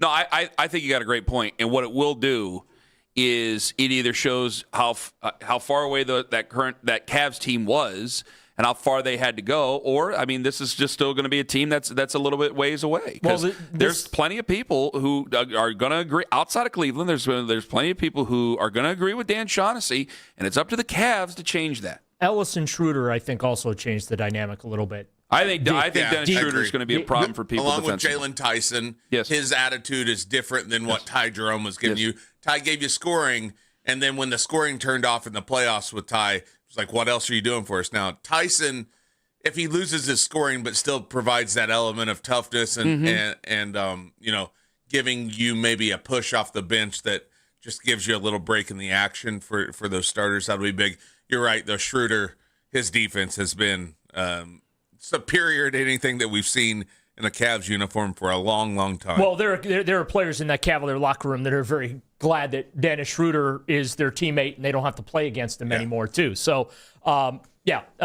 this isn't just about the James Harden addition. There are two other guys that were brought in that I think can be difference makers for them, not only down the stretch, but in the playoffs. We're all focused on James Harden because he's the big fish. And you gave up a piece of the core four. And you're right. The other thing that we're not looking at, too, is the Cavs no longer have one of the smallest backcourts in the NBA anymore. Yeah. Okay? Yeah. That was the other thing. You had two small guards back there, and now James Harden brings you some size in your backcourt. This Cavaliers conversation brought to you by the fine folks at Surfside at Hard Iced Tea, who ask you to please enjoy responsibly. I got to get to the phone here. This guy's going right to the front line. Jeff in the car, you're next up on the Fan. Hello. Morning, gentlemen. Hey, I wasn't sure about the trade. I've watched it come around. I'd like the trade. But what clinched it for me this morning, I'm liking the trade. If that 100-year-old fossil, Dan Shaughnessy, hates the trade, then I know it's a good move. That guy should have retired 50 years ago, that old coot. All right, Jeff, thank you for the call. Holy cow. Look, people are not going to get over the City Club of Cleveland comments or whatever he made in 2015. No. He's going to have to head back to the Richfield Holiday Inn. It's a quality inn. I got to tell you, man, Scott Rabb taught me that years and years and years ago. And I'm glad he did. And Scott listens to the show. It's 5 a.m. there. He listens on the free Odyssey app.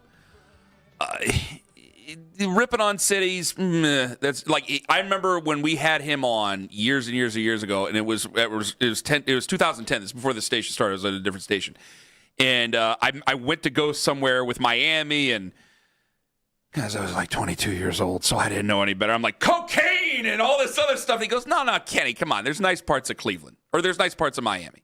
Every city has a redeeming quality, and he was right about that. And I've always kind of thought that way. So Miami has a lot of redeeming qualities, quite frankly. When Danny, why do you think they have the South Beach flu? We will not be moving past that. What? Sorry there, Ken. Go ahead, Daryl. What do you got? Top 3 redeeming qualities. I can't say them on the air. Say them on the air. No, I can't. You can say them on the air. No, I can't say them on the air. With your chest. I can't. They got great beaches. That's one. I need 2 more. It's they a got 3. Great high rises. That's 2. What's the third one? They have a fabulous club scene. That's 3. There you go. That's all you need to do. It's not hard. It's not hard. It's the PG version. Well, we know what Daryl does on his time in Miami now.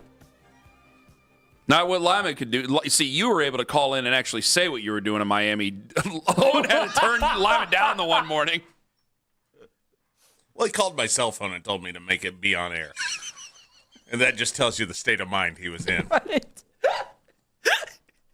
Owen's in the other room, and he's just going, and me and I'm talking. I forget who was he in did for him. eventually call the hotline, and Ken goes, let's put him on. And Owen's going, no, you're not. Nope. That's going to be the end of all of us if you do. He is not. This would be a different show right now. He is in no position to speak. I doubt any of the 3 of us would be here. Listen, what Dan said, what he said about Cleveland, I know people are going to hate it. But I don't think he should have said it, to be honest with you. Now, he has kind of walked that back. That's part of the reason why there's guys like Jay Adonde who will go, you're dead to me, see in hell, don't care, because he just wasn't going to walk it back. And I go, no, I think that's stupid. I think it's lowbrow. I think it's low class to take shots at cities. I don't care where it's at. I take shots at Pittsburgh fans. I've had nice experiences in Pittsburgh. I've been in the back of a cop car in Pittsburgh. These things happen. True story. Were you the nicest guy besides Gerard Warren that the Pittsburgh police have ever arrested? The South Side, it can be a very tough side there. But what we point out, though, going back to the Cavs, what you point out, though, is that it's still going to be something that follows them. And I got to tell you, we're in a weird place with them because I stated yesterday, I go, I still haven't penciled into the finals, but I got to look at what a great season is because you're dealing with injuries here. And you've had Very little practice because it's technically the second half of the season, even though it's really the home stretch. You got 19 games left, if I'm not mistaken, maybe 20. Right off the top, tippy top of my head, I can't remember right off. But you're coming down the home stretch here. A lot of people, I heard Nick and Jonathan talking about it the other day. Like Nick's just like, man, I'm just ready for the playoffs. I think a lot of people are. But there is a ramp up because, after Boston, you got a couple other tests, but that's it. The Cavs actually have time to practice today, believe it or not. And it's one of the rare ones. When you don't have a lot of practice, when you made such a significant trade, when you have the injuries that you have, those are three big things. Those things work against you. And I mentioned that on social media yesterday because I wanted to bring it to the air today. Immediately, I was making excuses. And Tough Talking Cavs fan came out and I go, geez, guys, like I wasn't trying to win on something, but I'm just trying to be honest. And it turns into excuses. And I think we have to understand, I'm not trying to soften the landing for anybody. We have to understand that there is going to be a ramp up to this postseason. And if they get to the Eastern Conference Finals for me, I'll be disappointed if they don't get to the finals. This was a move to get to the finals to compete for a championship. I've not lost sight on that. But there is times where reality has to set in, where if you get to the Eastern Conference Finals, that's still something to build upon as you have an entire offseason, then another season. Because I think if you get to the Eastern Conference Finals and say you do lose to a Boston, who, I know, Jason Tatum's been hurt. That core's been together for years. James Harden just joined this team less than a month ago. Yeah. So when you have that core there, Daryl, and you're playing against them, I don't think anybody's freaking out and making crazy trades and wanting out of here if you lose to them. They won 5 straight games after the Harden trade, and everyone was like, the Cavs are going to win the NBA championship now. Now there's been a couple of bumps in the road here, which is to be expected, and then the narrative quickly shifted to, well, it's going to take some time. They got some things to work out. They got bodies coming in and out because of the injury thing. Just get healthy for the playoffs, get some practice time together, and then, hopefully everything falls together for them when they do get to the playoffs and they're able to work their way through the Eastern Conference and on to the NBA Finals. But look, the narrative, the perception, whatever you want to call it, there's ebbs and flows to that through the season. You can call them excuses. I like to call it reality. These are tangible, legitimate things that the Cavaliers have to deal with. Mm-hmm. Okay? Mm-hmm. Just like when I talk about Deshaun Watson and the things he's going to have to deal with. Yeah, he's going to look great in practice. Everyone's going to ooh and ah over the Instagram videos and everything else. But when you talk about live snaps and live reps in games, different ball game. So we're going to make excuses? Well, he hadn't played in a while, coming off injury. It's the same conversation, but I feel like the tone of the conversation is completely different. Nathan Zagura, 901. Is Ty Simpson a smokescreen? I have a very hipster Cavs take that you guys are going to tell me I need to grow a ponytail. I need to grow a beard. I need to wear a flannel. I need to open up a burger restaurant and charge you $30 for the burger when I say this coming up in 5 minutes, as well as Carnell Tate. Ain't nothing wrong with that. You saw him at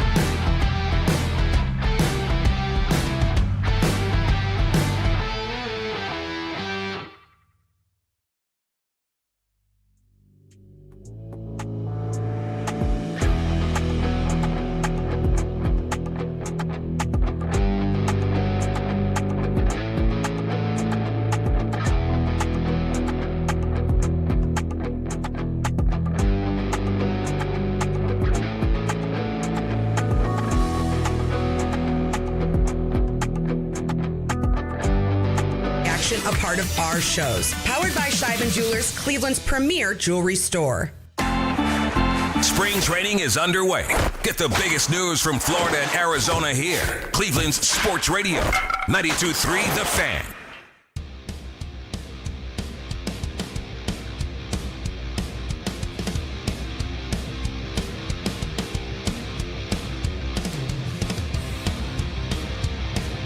You ready to play some hey-ho music and get hipster with it?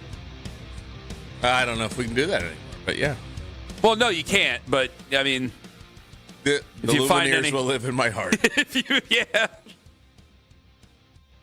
Ken's about to make Cavs fans, hey, say whatever else you want to do. No, all right, here we go.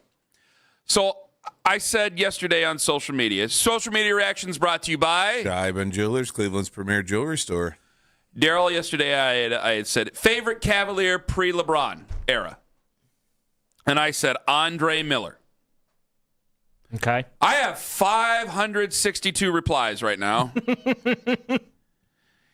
And there were a lot of people who took it the wrong way. I didn't say the best Cavalier pre-LeBron era. Right. That's obviously, that wouldn't be true. I said favorite Cavalier. I saw you got a few Ricky Davis mentions. And I got some Ricky Davis mentions. I don't know anybody who hates Ricky Davis. Some people said, people hated Ricky Davis. I don't know any Cavs fan of any age that don't mind one of the Ricky more Davis. Fascinating players I've ever covered. Awesome. Just awesome. I didn't cover him. All I did was watch him, and I loved him.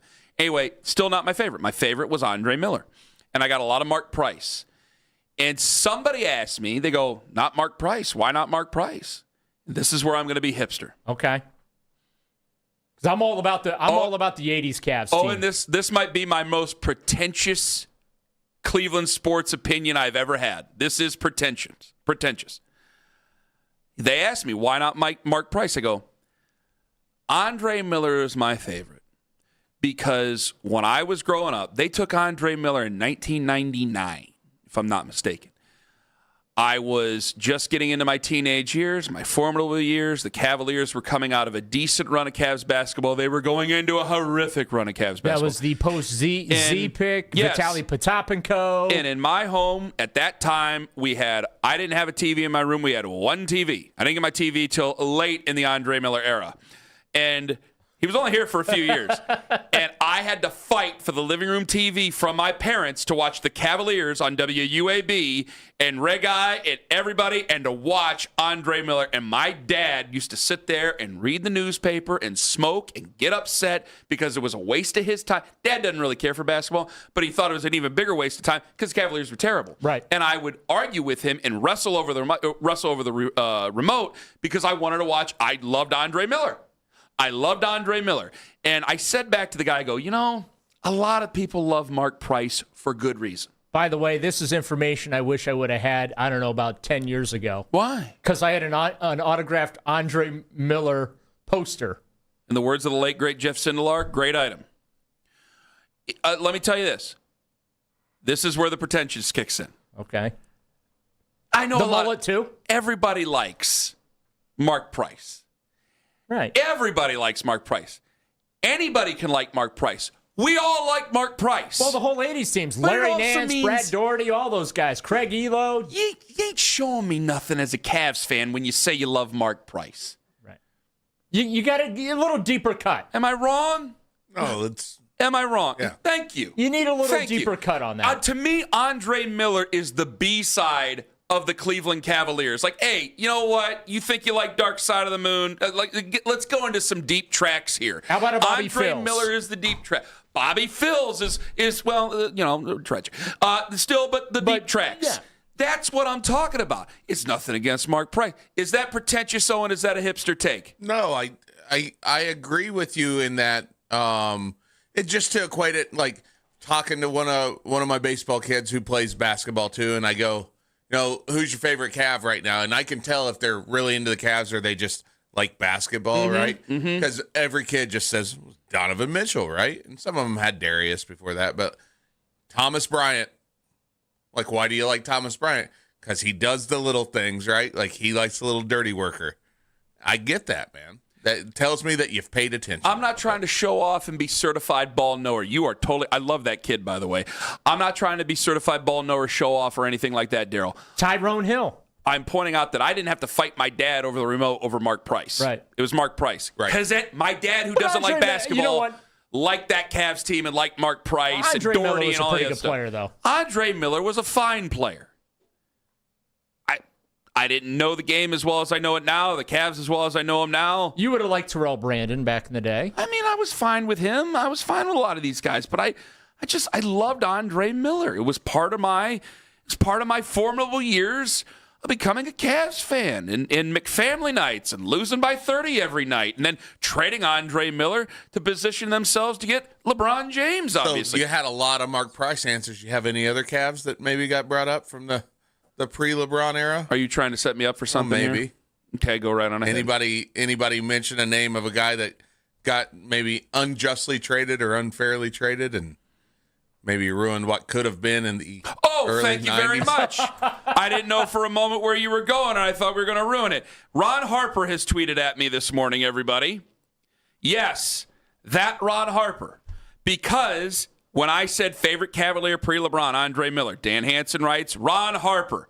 Then they broke up the potential team of the 90s for Danny Ferry. Ouch. Ron Harper, who has tweeted at us and tweeted at the show in each of the last 2 weeks, tweets back. I think you need to have him on the show. I would love to have Ron Harper. John, run him down, especially with Miami of Ohio going through it right now.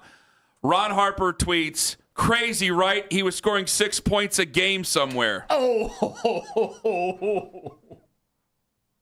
Hey, it worked out for Ron. He got 5 rings. Yeah, it worked out okay for him. Not so much for the Cavs. Or Danny Ferry, who not only had to wear that as a player, but also as the GM, which his GM stint, I don't think, went much better than his playing days. I mean, I got blame Wayne Embry, don't I? You're listening to the wrong people, Wayne. It's all wrong. And by the way, even if he was having some fun with what was alleged, so what? Right? So what? Well, I'm going to be out here on an island by myself. Okay, Daryl, I'm sorry. I forgot that they were all grown men, and we're talking about the 80s, early 90s Cleveland Cavaliers and in the NBA. Oh, I'm sorry. I'm not condoning it. I'm saying, not hey, either. Hey, You're saying some of the going things on in that Holiday Inn on a Saturday night. I'm saying, hey, man, if you're filling it up every night and we're competing for the Eastern Conference Finals every year against Jordan with Ron Harper, you're telling me you care about that? Please. Nope. Please. We got way bigger problems. To me, that's the equivalent of a speeding ticket and having to argue about it for hours on end. Wait, aren't we doing that these days?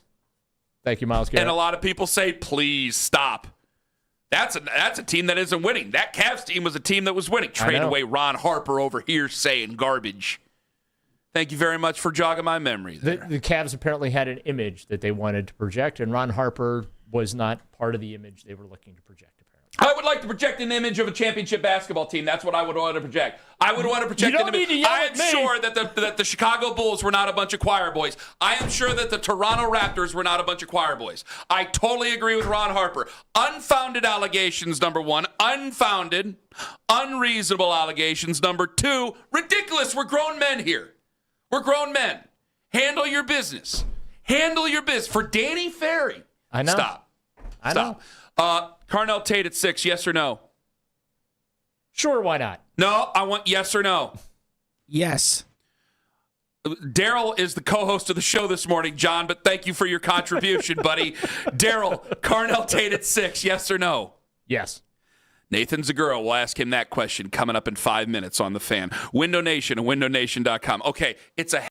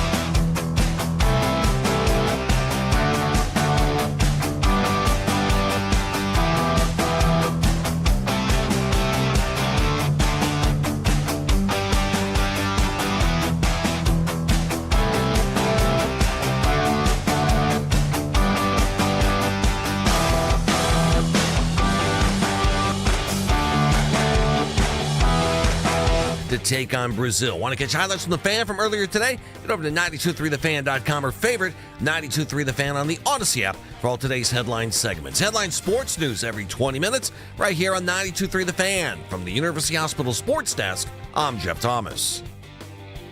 The latest conference tournament news and scores every 20 minutes with our 2020 reports. Cleveland's Sports Radio, 92.3 The Fan.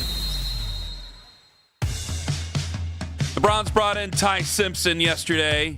What is the perfect setup for Cleveland Browns quarterback in 2027? We'll hopefully ask Nathan Zagura that in just moments. However, we got Daryl with a contest. Win a pair of tickets to the 2026 MAC Tournament Men's Championship game on Saturday, March 14th at Rocket Arena. Enter the word COMPETE, COMPETE, by the end of this hour at 923thefan.com. To get registered to win, get tickets at rocketarena.com. It's all from Sports Radio 92.3 The Fan. Let's go to the Make It Right, Call Kyle Right hotline. Nathan Zagura joins us, senior Browns analyst this morning. Nathan, good morning to you. Good morning, Monfer. How are you? Well, is Ty Simpson a smokescreen? Please say yes. I think that when you look through things, you're just doing all your due diligence, right? Just to figure out, how the draft's going to fall. You obviously are always taking a look at quarterbacks. I would be surprised if Ty Simpson's a Brown, but obviously you never know, right? So nobody would have thought that the Browns would have drafted both Dillon Gabriel and Shedeur Sanders a year ago. My inclination, though, is those first three picks are going to be focused on a couple of offensive linemen and a wide receiver. Let me ask you this. This is a lot, but let me ask you. What do you think is the perfect QB setup going into training camp right now? Would it be Shedeur, Deshaun, a rookie? Would it be Shedeur, Deshaun, another veteran, a legit veteran QB competing for the job? Is it the room as it currently is? What are you thinking? So this is something that we talked about a little bit yesterday on Browns Daily. I really don't think you can have another three-person quarterback competition, let alone four, like you did last year. So could you, to me, if you were to bring in another veteran, and I'm just going to throw out a name, not that I'm advocating for this, but just a name that was mentioned in one of those, from The Athletic yesterday of the quarterback room predictions, and they mentioned Justin Fields for the Browns. Now, to me, if you're bringing Justin Fields in, and obviously, Todd Monken's had a lot of success with Travis Schweitzer, there's a lot of things they could carry over from Lamar's playbook with Justin Fields. I'm not saying that's the answer, but to me, if you make a move like that, then I don't think one of Deshaun or Shedeur can be here. I don't think you can have three quarterbacks. Do you know what I mean? Trying to compete and sort this out. So as you're currently constructed, I think that it's got to be, Deshaun and Shedeur Sanders are going to have a competition to be the starting quarterback. That's what Todd Monken has said. That's what I believe to be the case right now. And I think Deshaun Watson is very much in that competition. Now, if you were to bring in another quarterback that you really thought had a legitimate chance to start, then I would say that somebody's got to go. And that's the only thing that would make sense to me. I don't think you can have a three-person quarterback competition. It's just not enough reps to get everybody ready. And I think that, hopefully that's one of the learnings we had last year is that you've got to get guys ready to go. And so to me, I hope this is a competition that, they have decided pretty early on. And so that when you go into training camp, or at least when you're only, let's call it a week or two into training camp, that you've got your answer. So that person can get every rep, everybody can get on the same page, and you can go from there. Now, you asked about a rookie. I do think that this is a draft. I think the Browns could make a move, with one of those quarterbacks. Maybe Dillon Gabriel has a market somewhere, or I know they think that he can be a very good long-term backup. But, Drew Aller is a guy that's got all the size that the Browns, I know, liked. That if now you can get him a year later in the fourth round, that to me feels like the kind of flyer that they would take. Now, he wouldn't come in to be in the quarterback competition at all. He would come in to learn and be groomed to maybe eventually have an opportunity to compete for a starting job if he proves that. But that's kind of where my head's at with it. Right now, it feels like it's a Deshaun Shedeur Sanders competition. And if there is a change or an addition of a legitimate competitor to that starting role, I just don't think you can have all three. Legal tampering starts Monday afternoon. Andrew Berry said at the Combine that he doesn't anticipate they'll be hyperactive. Those were his words. But they'll be more active than they were last year, considering everything they need to do on the offensive side of the ball. I kind of feel like the next couple of weeks are going to be very busy for him. He's already made a trade Titus Howard, right tackle, Houston Texans. Just your thoughts, Nathan, going into this tampering window about the activity and the holes that Barry may be looking to fill.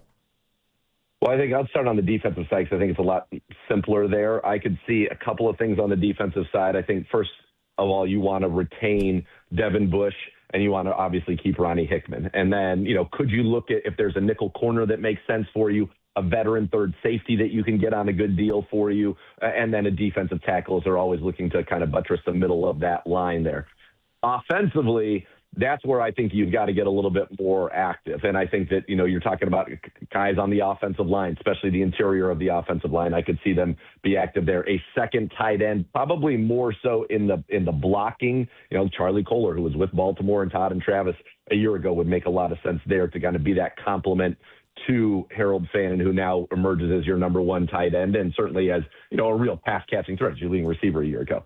So I think if they find the right free agent wide receiver at the right price, that's somebody they can look at. A guy I like is Tyquan Thornton. I know he can run. I think you're looking for cheap traits on the free agent market at wide receiver. I don't think we're going out there and trying to find, a number one. If we did do something like that, that's either coming to me in the draft or via a trade. So that's kind of where I would be looking at it for the Browns over the next couple of days in that free agent market. I don't think they're going to be, going big on day one with huge names. I think probably the biggest guy they could get or keep is Devin Bush, who's coming off a career high, 125 tackles, been great for the Browns. He may say the best season of his career last year. So that's kind of where my head is at. And this is, remember, just a piece of it because you then have the draft. Browns still have 9 draft picks in that, including 3 in the top 39 to kind of flesh everything out. So I think, Andrew Berry said 2027, and the money tells you in 2027 the Browns are going to be in a much better cap position that they can go be a little more aggressive in free agency. But here I think it's going to be trying to find, good pieces at very good rates to kind of fit in here with this team. Carnell Tate, he was in town yesterday, right, Daryl? Right? Yeah. Okay. Carnell Tate was in town. I wanted to make sure. Sometimes, reportedly in town yesterday. At number 6 overall, is that nice? Too rich for your blood? I know you like your wide receiver. They're your pet cats. So I imagine you'd be down with the cause, or what are you thinking? Of course. Absolutely. Injected into my veins. Get him in here. Very smart on the whiteboard. Understands the role that he would be asked to play here. Obviously loves Ohio. Carnell Tate, one of the big one of the questions whenever you talk to him at the Combine, it was pretty much the consensus when I left the Combine of everybody that we talked to that he was the best receiver in this draft class. There are some people who really like Jordan Tyson. The medicals, though, are things that we're not privy to that'll tell a lot about where he ultimately goes in this draft. But there's the one thing that they said about Carnell Tate was, well, we've never seen him be a number one receiver. And look, when you're with Jeremiah Smith, I think that you'd probably say there might be 27 teams in the NFL where Jeremiah Smith steps in tomorrow and is the number one receiver on those football teams. So that's not a knock to me. Ohio State receivers have been incredibly productive in this league. You could make the case that, sure, was Jackson Smith and Jigbo one? Was Chris Olave a one? Was Garrett Wilson a one? All of these guys that they have kind of sent into the league who have played at a very high level. Marvin Harrison. Now, that's another one to me that is intriguing. And if I'm the Browns, I certainly would be interested in trying to bring him into the fold if he truly is available, if there's any smoke to those rumors. But, yeah, I would love Carnell Tate. I think that, when I came out of the Combine, again, from talking to all the various draft experts, is that there wasn't a tackle that anybody loved. And, in fact, I asked a question pointedly, which was, how would you compare these tackles to the 2020 class that had 4 guys go, in the top half of the draft, which were Andrew Thomas, Mekhi Becton, Jed Wills, and Tristan Wirfs. Now, 2 of them have panned out to be elite players. One of them, certainly played on the Super Bowl in Mekhi Becton with the Philadelphia Eagles as he got kicked inside the guard, and now Jed's trying to make a comeback. They said there wasn't a tackle in this class that would rate with those 4 from then in terms of their evaluations coming out. Now, one guy who seems to be climbing is Monroe Freeling, the big man out of Georgia. He has got a lot of believers that he is the one true left tackle in this class. And, if you look at initial mocks, it was like, oh, you could get Tate at 6 and him at 24. Well, it feels like he's going to go before 24. And some people, in fact, think he could be in play for the Cleveland Browns at number 6. I want to get the weapons. I'm all about getting the weapons. I think that you have an opportunity to get, a solid lineman like the kid from Clemson, who a lot of people like, Miller, and then get a guy on the interior at 39 if that was the direction you wanted to go. There was a lot of the people we asked, hey, you put yourself in Andrew Berry's chair. How do you see it? Now, they would say the wide receiver depth is better, but that Carnell Tate really feels like the one guy we haven't seen him be a one, but who could ultimately end up being a one. And the names that people throw out are, he's a lot like CeeDee Lamb and a lot like Devontae Smith. And I would like either one of those guys on our roster. I just think it opens things up a great, great deal for this offense and helps whomever is the quarterback. Yes, you have to protect them. But as I go back to, when we went on our big run in 2023 with Joe Flacco, the starting tackles throughout that run, where Flacco threw for 300 yards in 5 straight games, were Jaron Christian and James Hudson. And that's not to say that you ignore that position, but you had Amari Cooper playing, at a record-setting level. You had David Njoku going to the Pro Bowl. You had Joe Flacco, wheeling and dealing. If we can get, I think, the skill position talent out there and then obviously fill in a line with a quarterback who's good at making quick decisions, I think you can be just fine. But I still think over those first 3 picks, wide receiver, 2 offensive linemen, I always want the weapons. And you think about this, the 2 wide receivers since the Browns have come back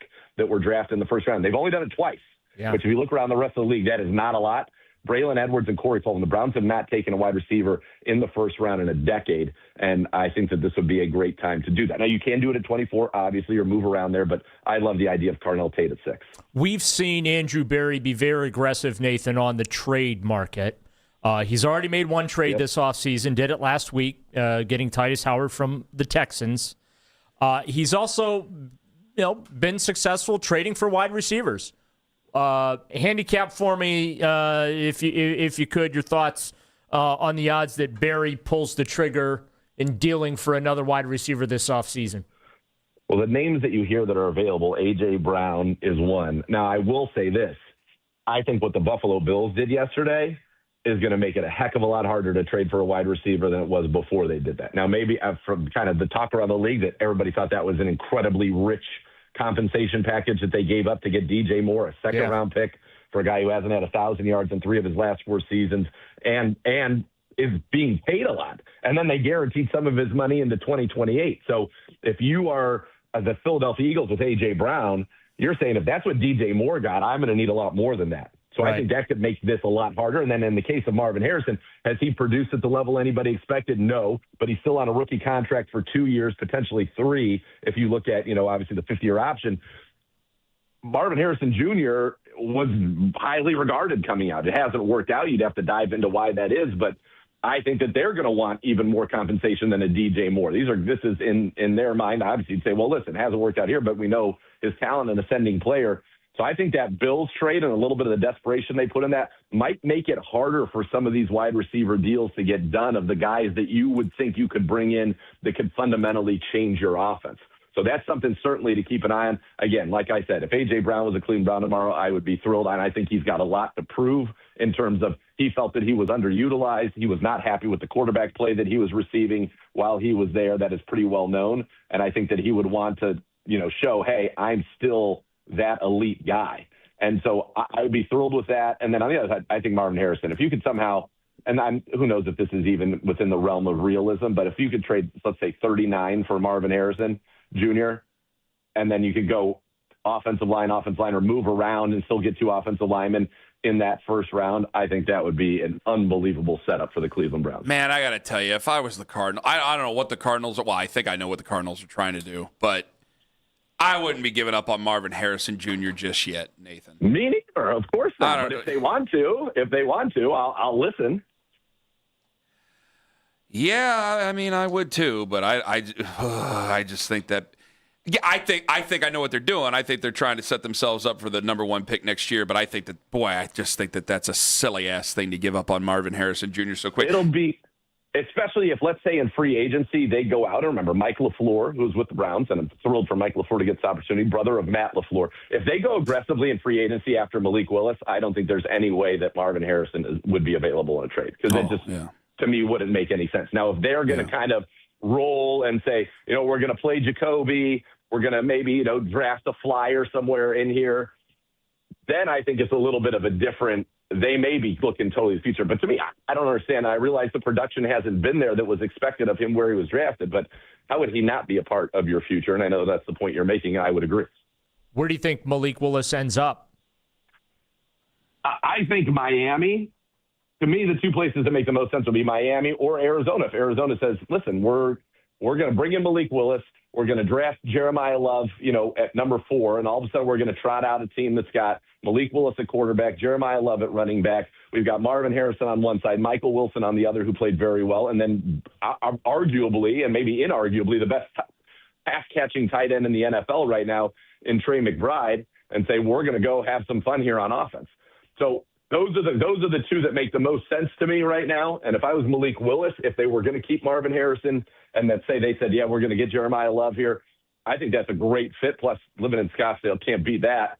You're in a dome. Now, that's a very difficult division to go into. So that part of it is tough. Now, you'd say the AFC East is also difficult. To me, the place, if I was Malik Willis, that I would be curious to go, and I think it would be very difficult, obviously, with the investment in Michael Penix, but I would want to go and play in Atlanta, because I think Atlanta as a quarterback destination right now is the best one of the ones that are readily available. Number one, you get to step in there. You got Bijan Robinson behind you.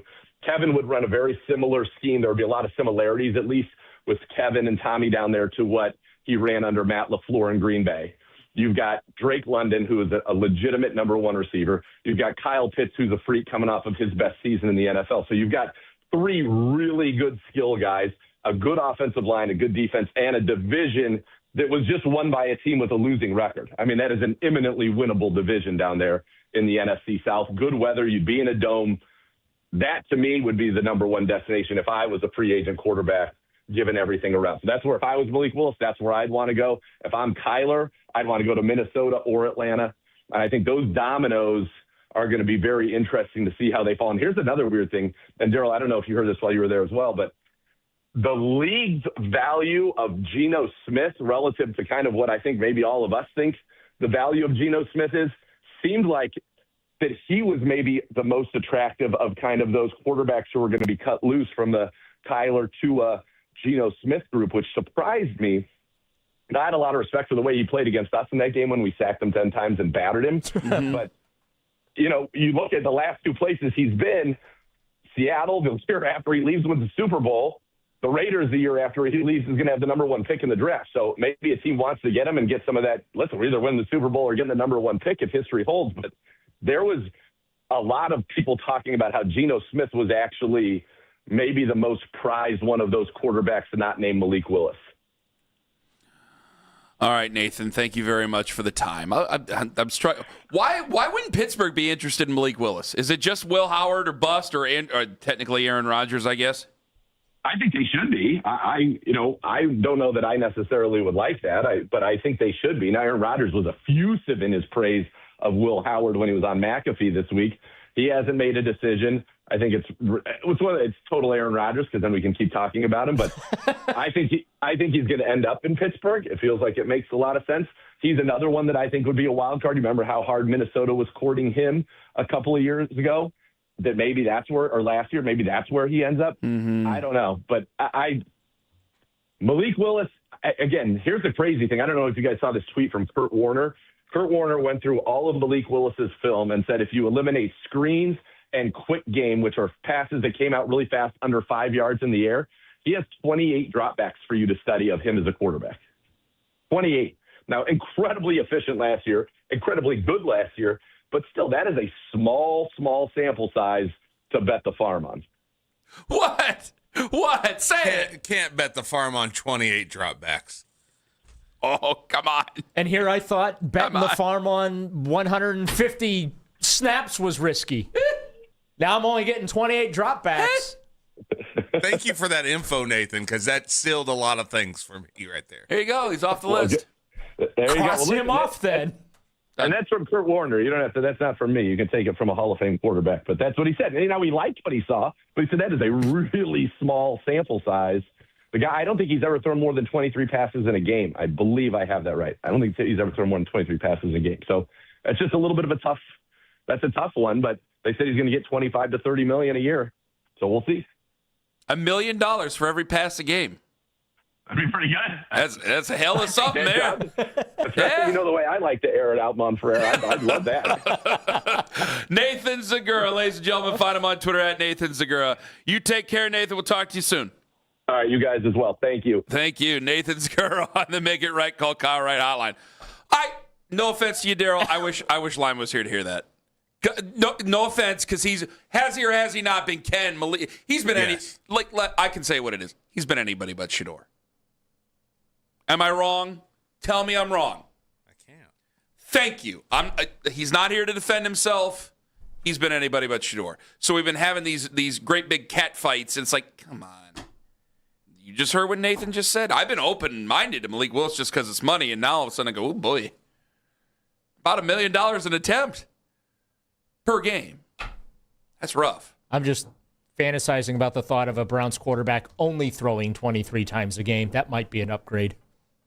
Well, you think about it, the defense is good. It's not like you're going to be down 14-0 before you blink, and now you got to throw the ball all over the place. Thanks for making my point. There you go. 216-474-0092. Think of pick number 6 like food. If it looks good and smells good, you'll like it. That coming up later. We got to talk about that perfect QB room, though, that Nathan just told us about. Ken Carman, Daryl in for Tone on the Fan.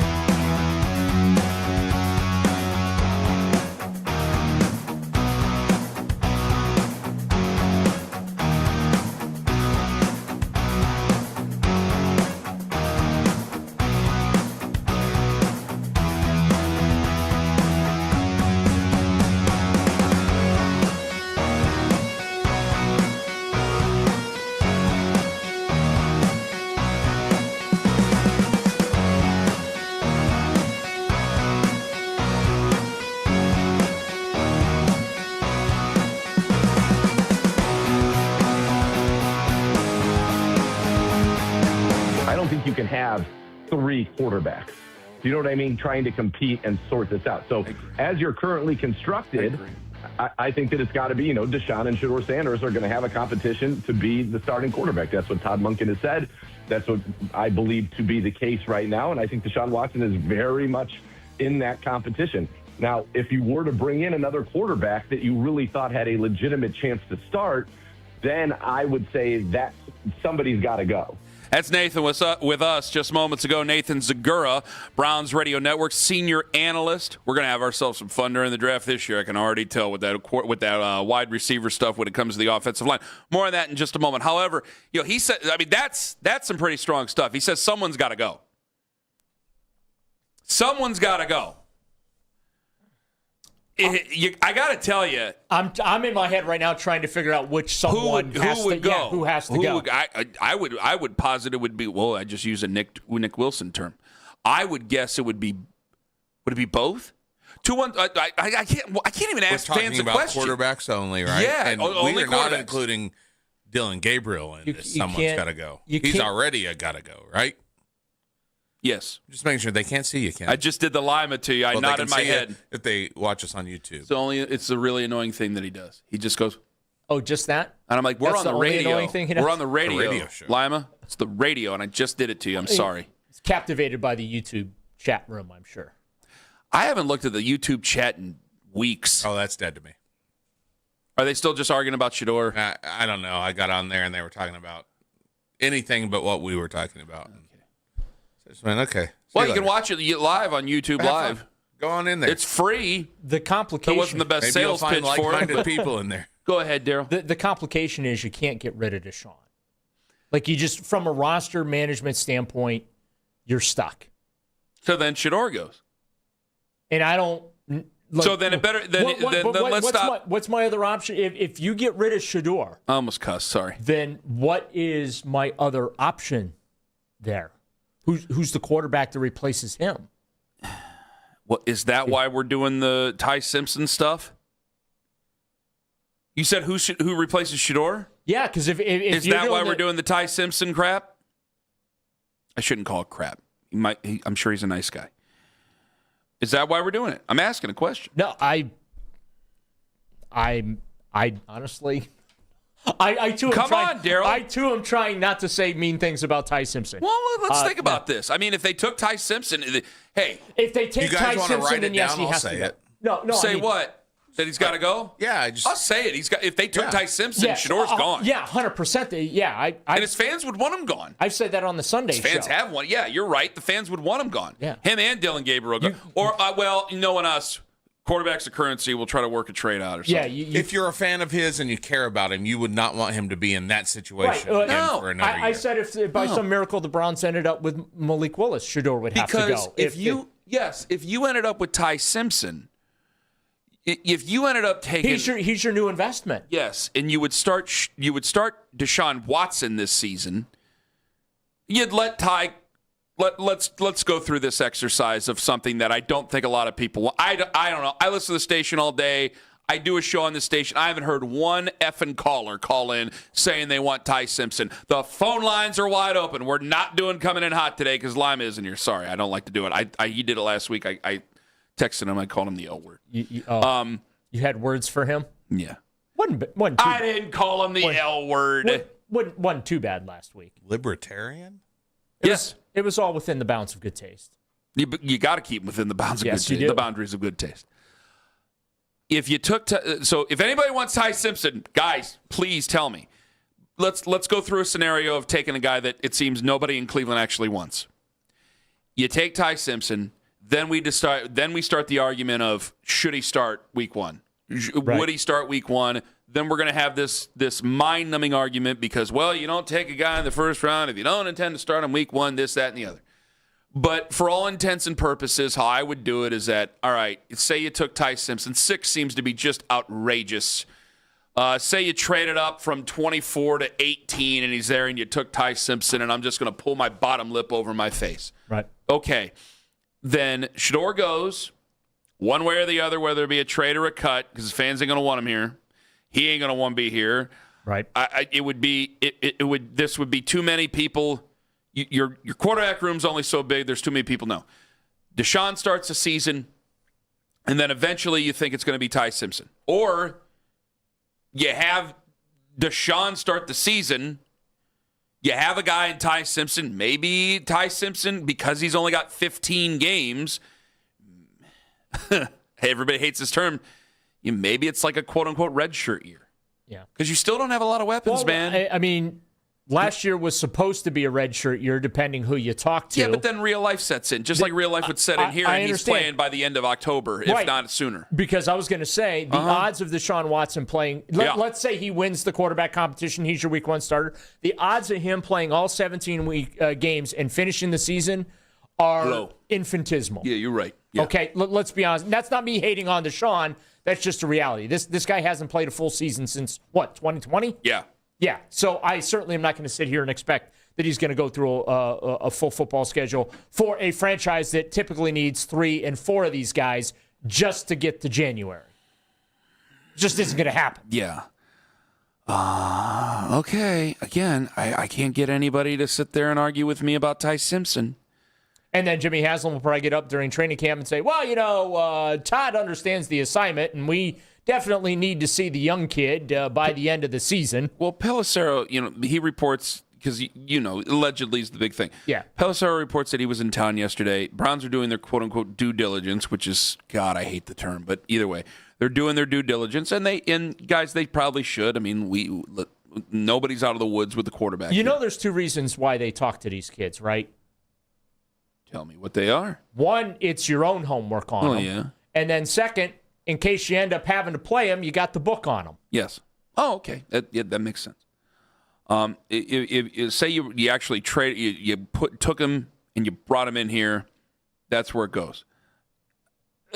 I don't believe any of this stuff. Does anybody believe that they're really interested in Ty Simpson?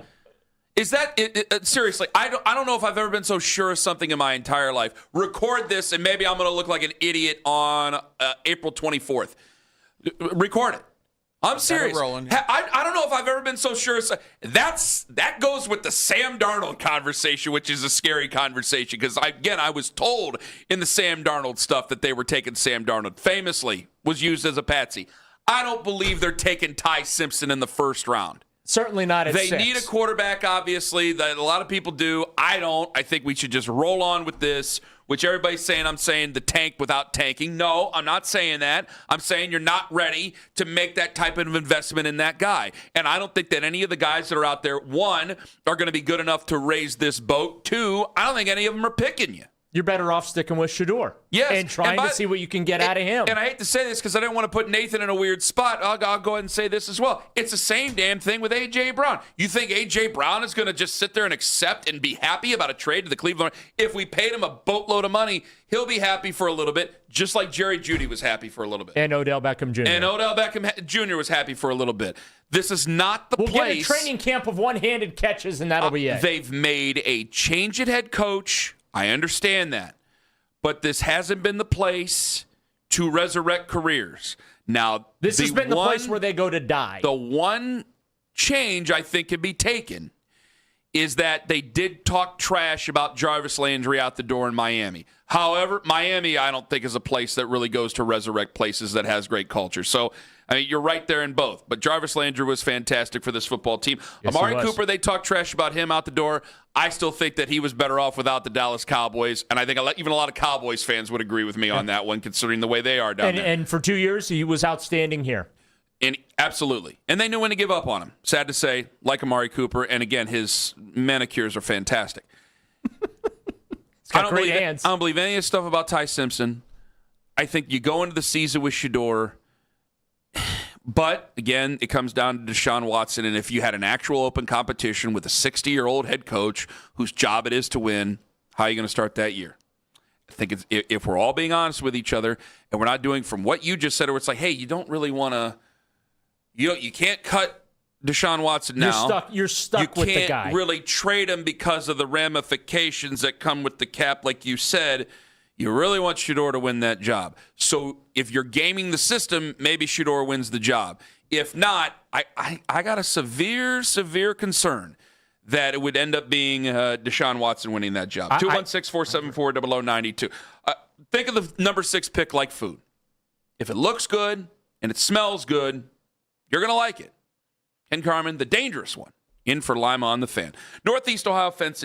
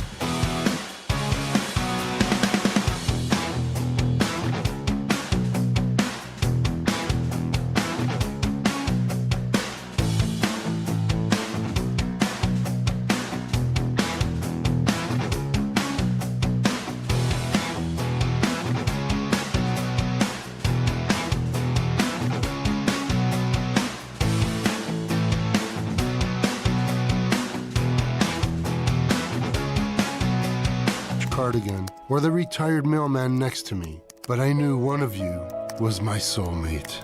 Ah, the scent of Gain Flings. Try Gain Flings with OxyBoost and Febreze. Get all the latest news during NFL free agency's legal tampering period. Beginning Monday, we are Sports Radio 92.3 The Fan. Breaking Browns news, Sports Radio 92.3 The Fan. All right, 43 seconds ago, Mary Kay Cabot, Browns are restructuring Deshaun Watson's contract today to reduce his $81 million cap charge so they have the flexibility to sign free agents, make trades, league sources tell Cleveland.com. There you go. Which I'm glad we talked about earlier this morning, Daryl, because at first blush you went, no, and then I'm like, no, Daryl, you make a lot of sense. I almost made you grumpy this morning when I brought that up. It was great. It was great. I wish I would have had the good common sense to think about it. Explain it to everybody again. It's not a bad thing. I know it seems like, we're just kicking the can down the river on this terrible deal. Tell everybody why it's not a bad thing. It's just their way of working the way out of this contract. This is the last year the Browns have to pay Deshaun Watson any money. Okay, $46 million. They're going to convert most of that, likely all but the league minimum salary, into a signing bonus that allows them to lower his salary cap figure. Should open up north of $30 million in salary cap space for them by doing so. He has a dummy year on his contract for 2027 for the league minimum as well.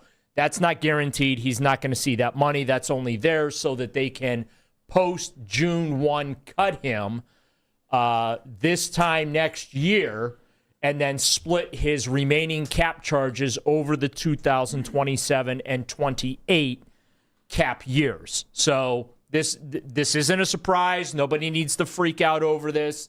This is just managing the salary cap and what the Browns have to do to help them hit the eject button on that contract and get out of it. But he'll technically be on the Browns salary cap books through 2028. But they won't have to pay him after this year. So it's over. We're finally getting a way out here. Slowly but surely easing our way out of this thing. I don't know that you can say it's over because he's going to be on the roster still. And it's a constant reminder of what was. A constant reminder.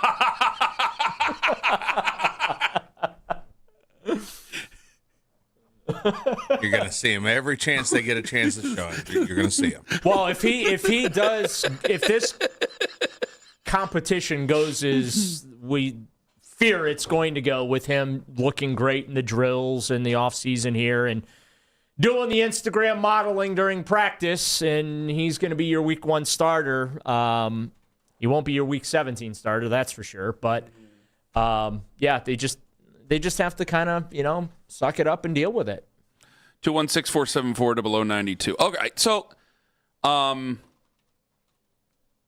that's not that bad. No, they're gonna. That's not that bad. This allows them. That's not that bad. We're okay. Yeah, this is all procedural. This is so they can go out and do business Monday, starting at noon, and whether it's making trades, whether it's coming to terms on contracts with free agents, they had to do this. This is all procedural. Again, this is no reason for I remember when they put the dummy year on his contract for 27, that league minimum, everyone lost their mind, like they, committed to a whole nother year of this guy, and that's not what happened. That's the way it goes. But it goes back to what we were talking about with Nathan. If you do end up taking a QB, if you'll go out and get a veteran or you go out and get the draft, the two guys who were rookies last year, they're the odd men out. Yeah. It keeps 100%. Deshaun Watson. 100%. And then, so he's here no matter what. And I'm not trying to scare anybody. I think we need to be open to it. I'm going to have some fun with Nick's going to get really mad at me. I just had some fun with him online. Go ahead. What were you going to say?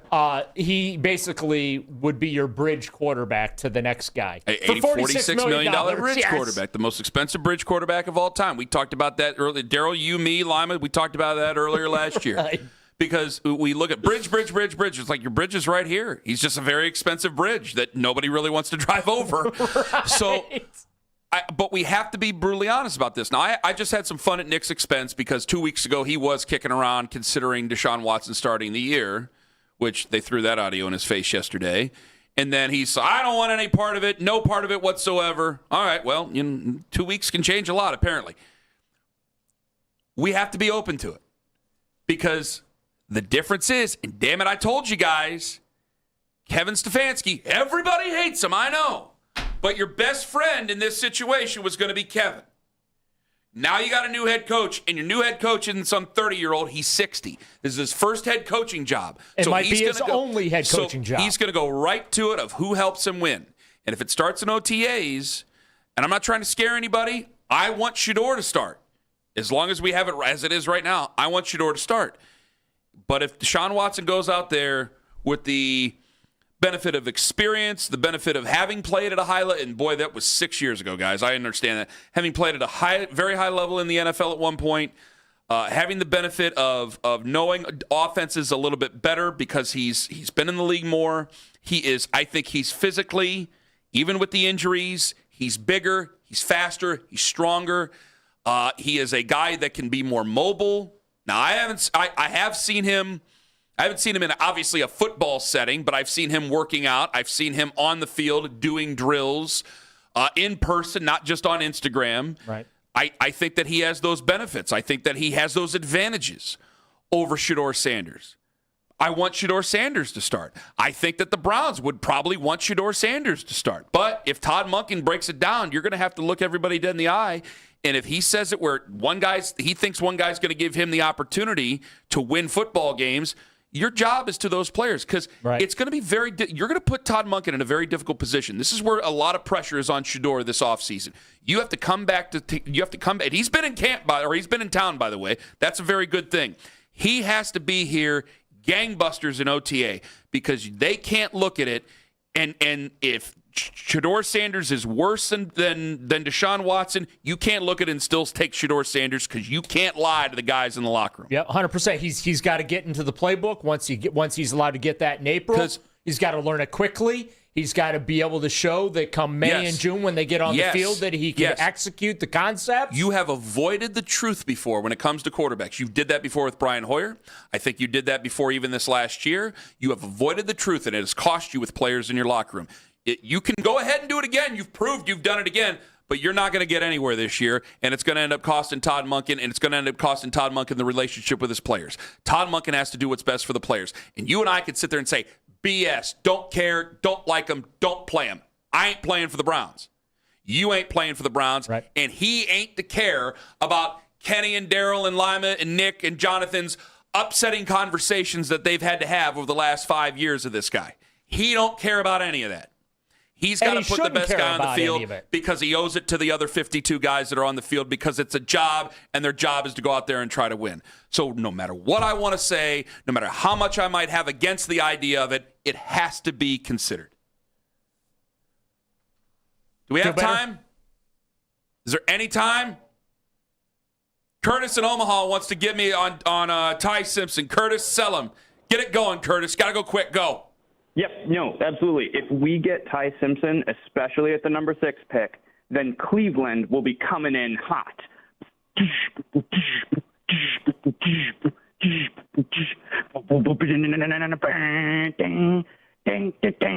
All right, Cleveland, it's time to get whatever you want off your chest.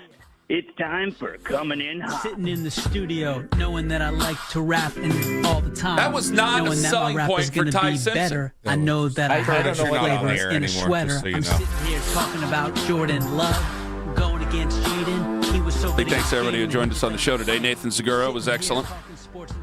I want to sue me. I want to get some calls, and I want to get the fans in on the fan. Owen. And there you were. You know, by this time last year, we at least had a legitimate "they should take Jackson Dart" call. We have not gotten that for Ty Simpson. That's true. That one guy was adamant. He looks pretty good now. Gosh, I wish I remember who that guy was. It was probably Curtis. Who knows? Might have been Curtis. Thanks to Dan Shaughnessy for joining us. It's up to the Cavs to remove that label. I hate to be the bearer of bad news. Don't be coming after the messenger. That's the way people think about them outside of Cleveland. Have a wonderful weekend. Go Cavs.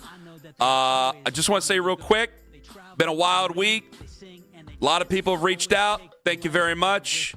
It's a personal relationship. I can say this because Lima ain't here and I won't get made fun of. I appreciate all you guys. Love you all very much. You have no idea how much it means to me. Have a wonderful, wonderful weekend, my friends. Take care. Vodka, whiskey.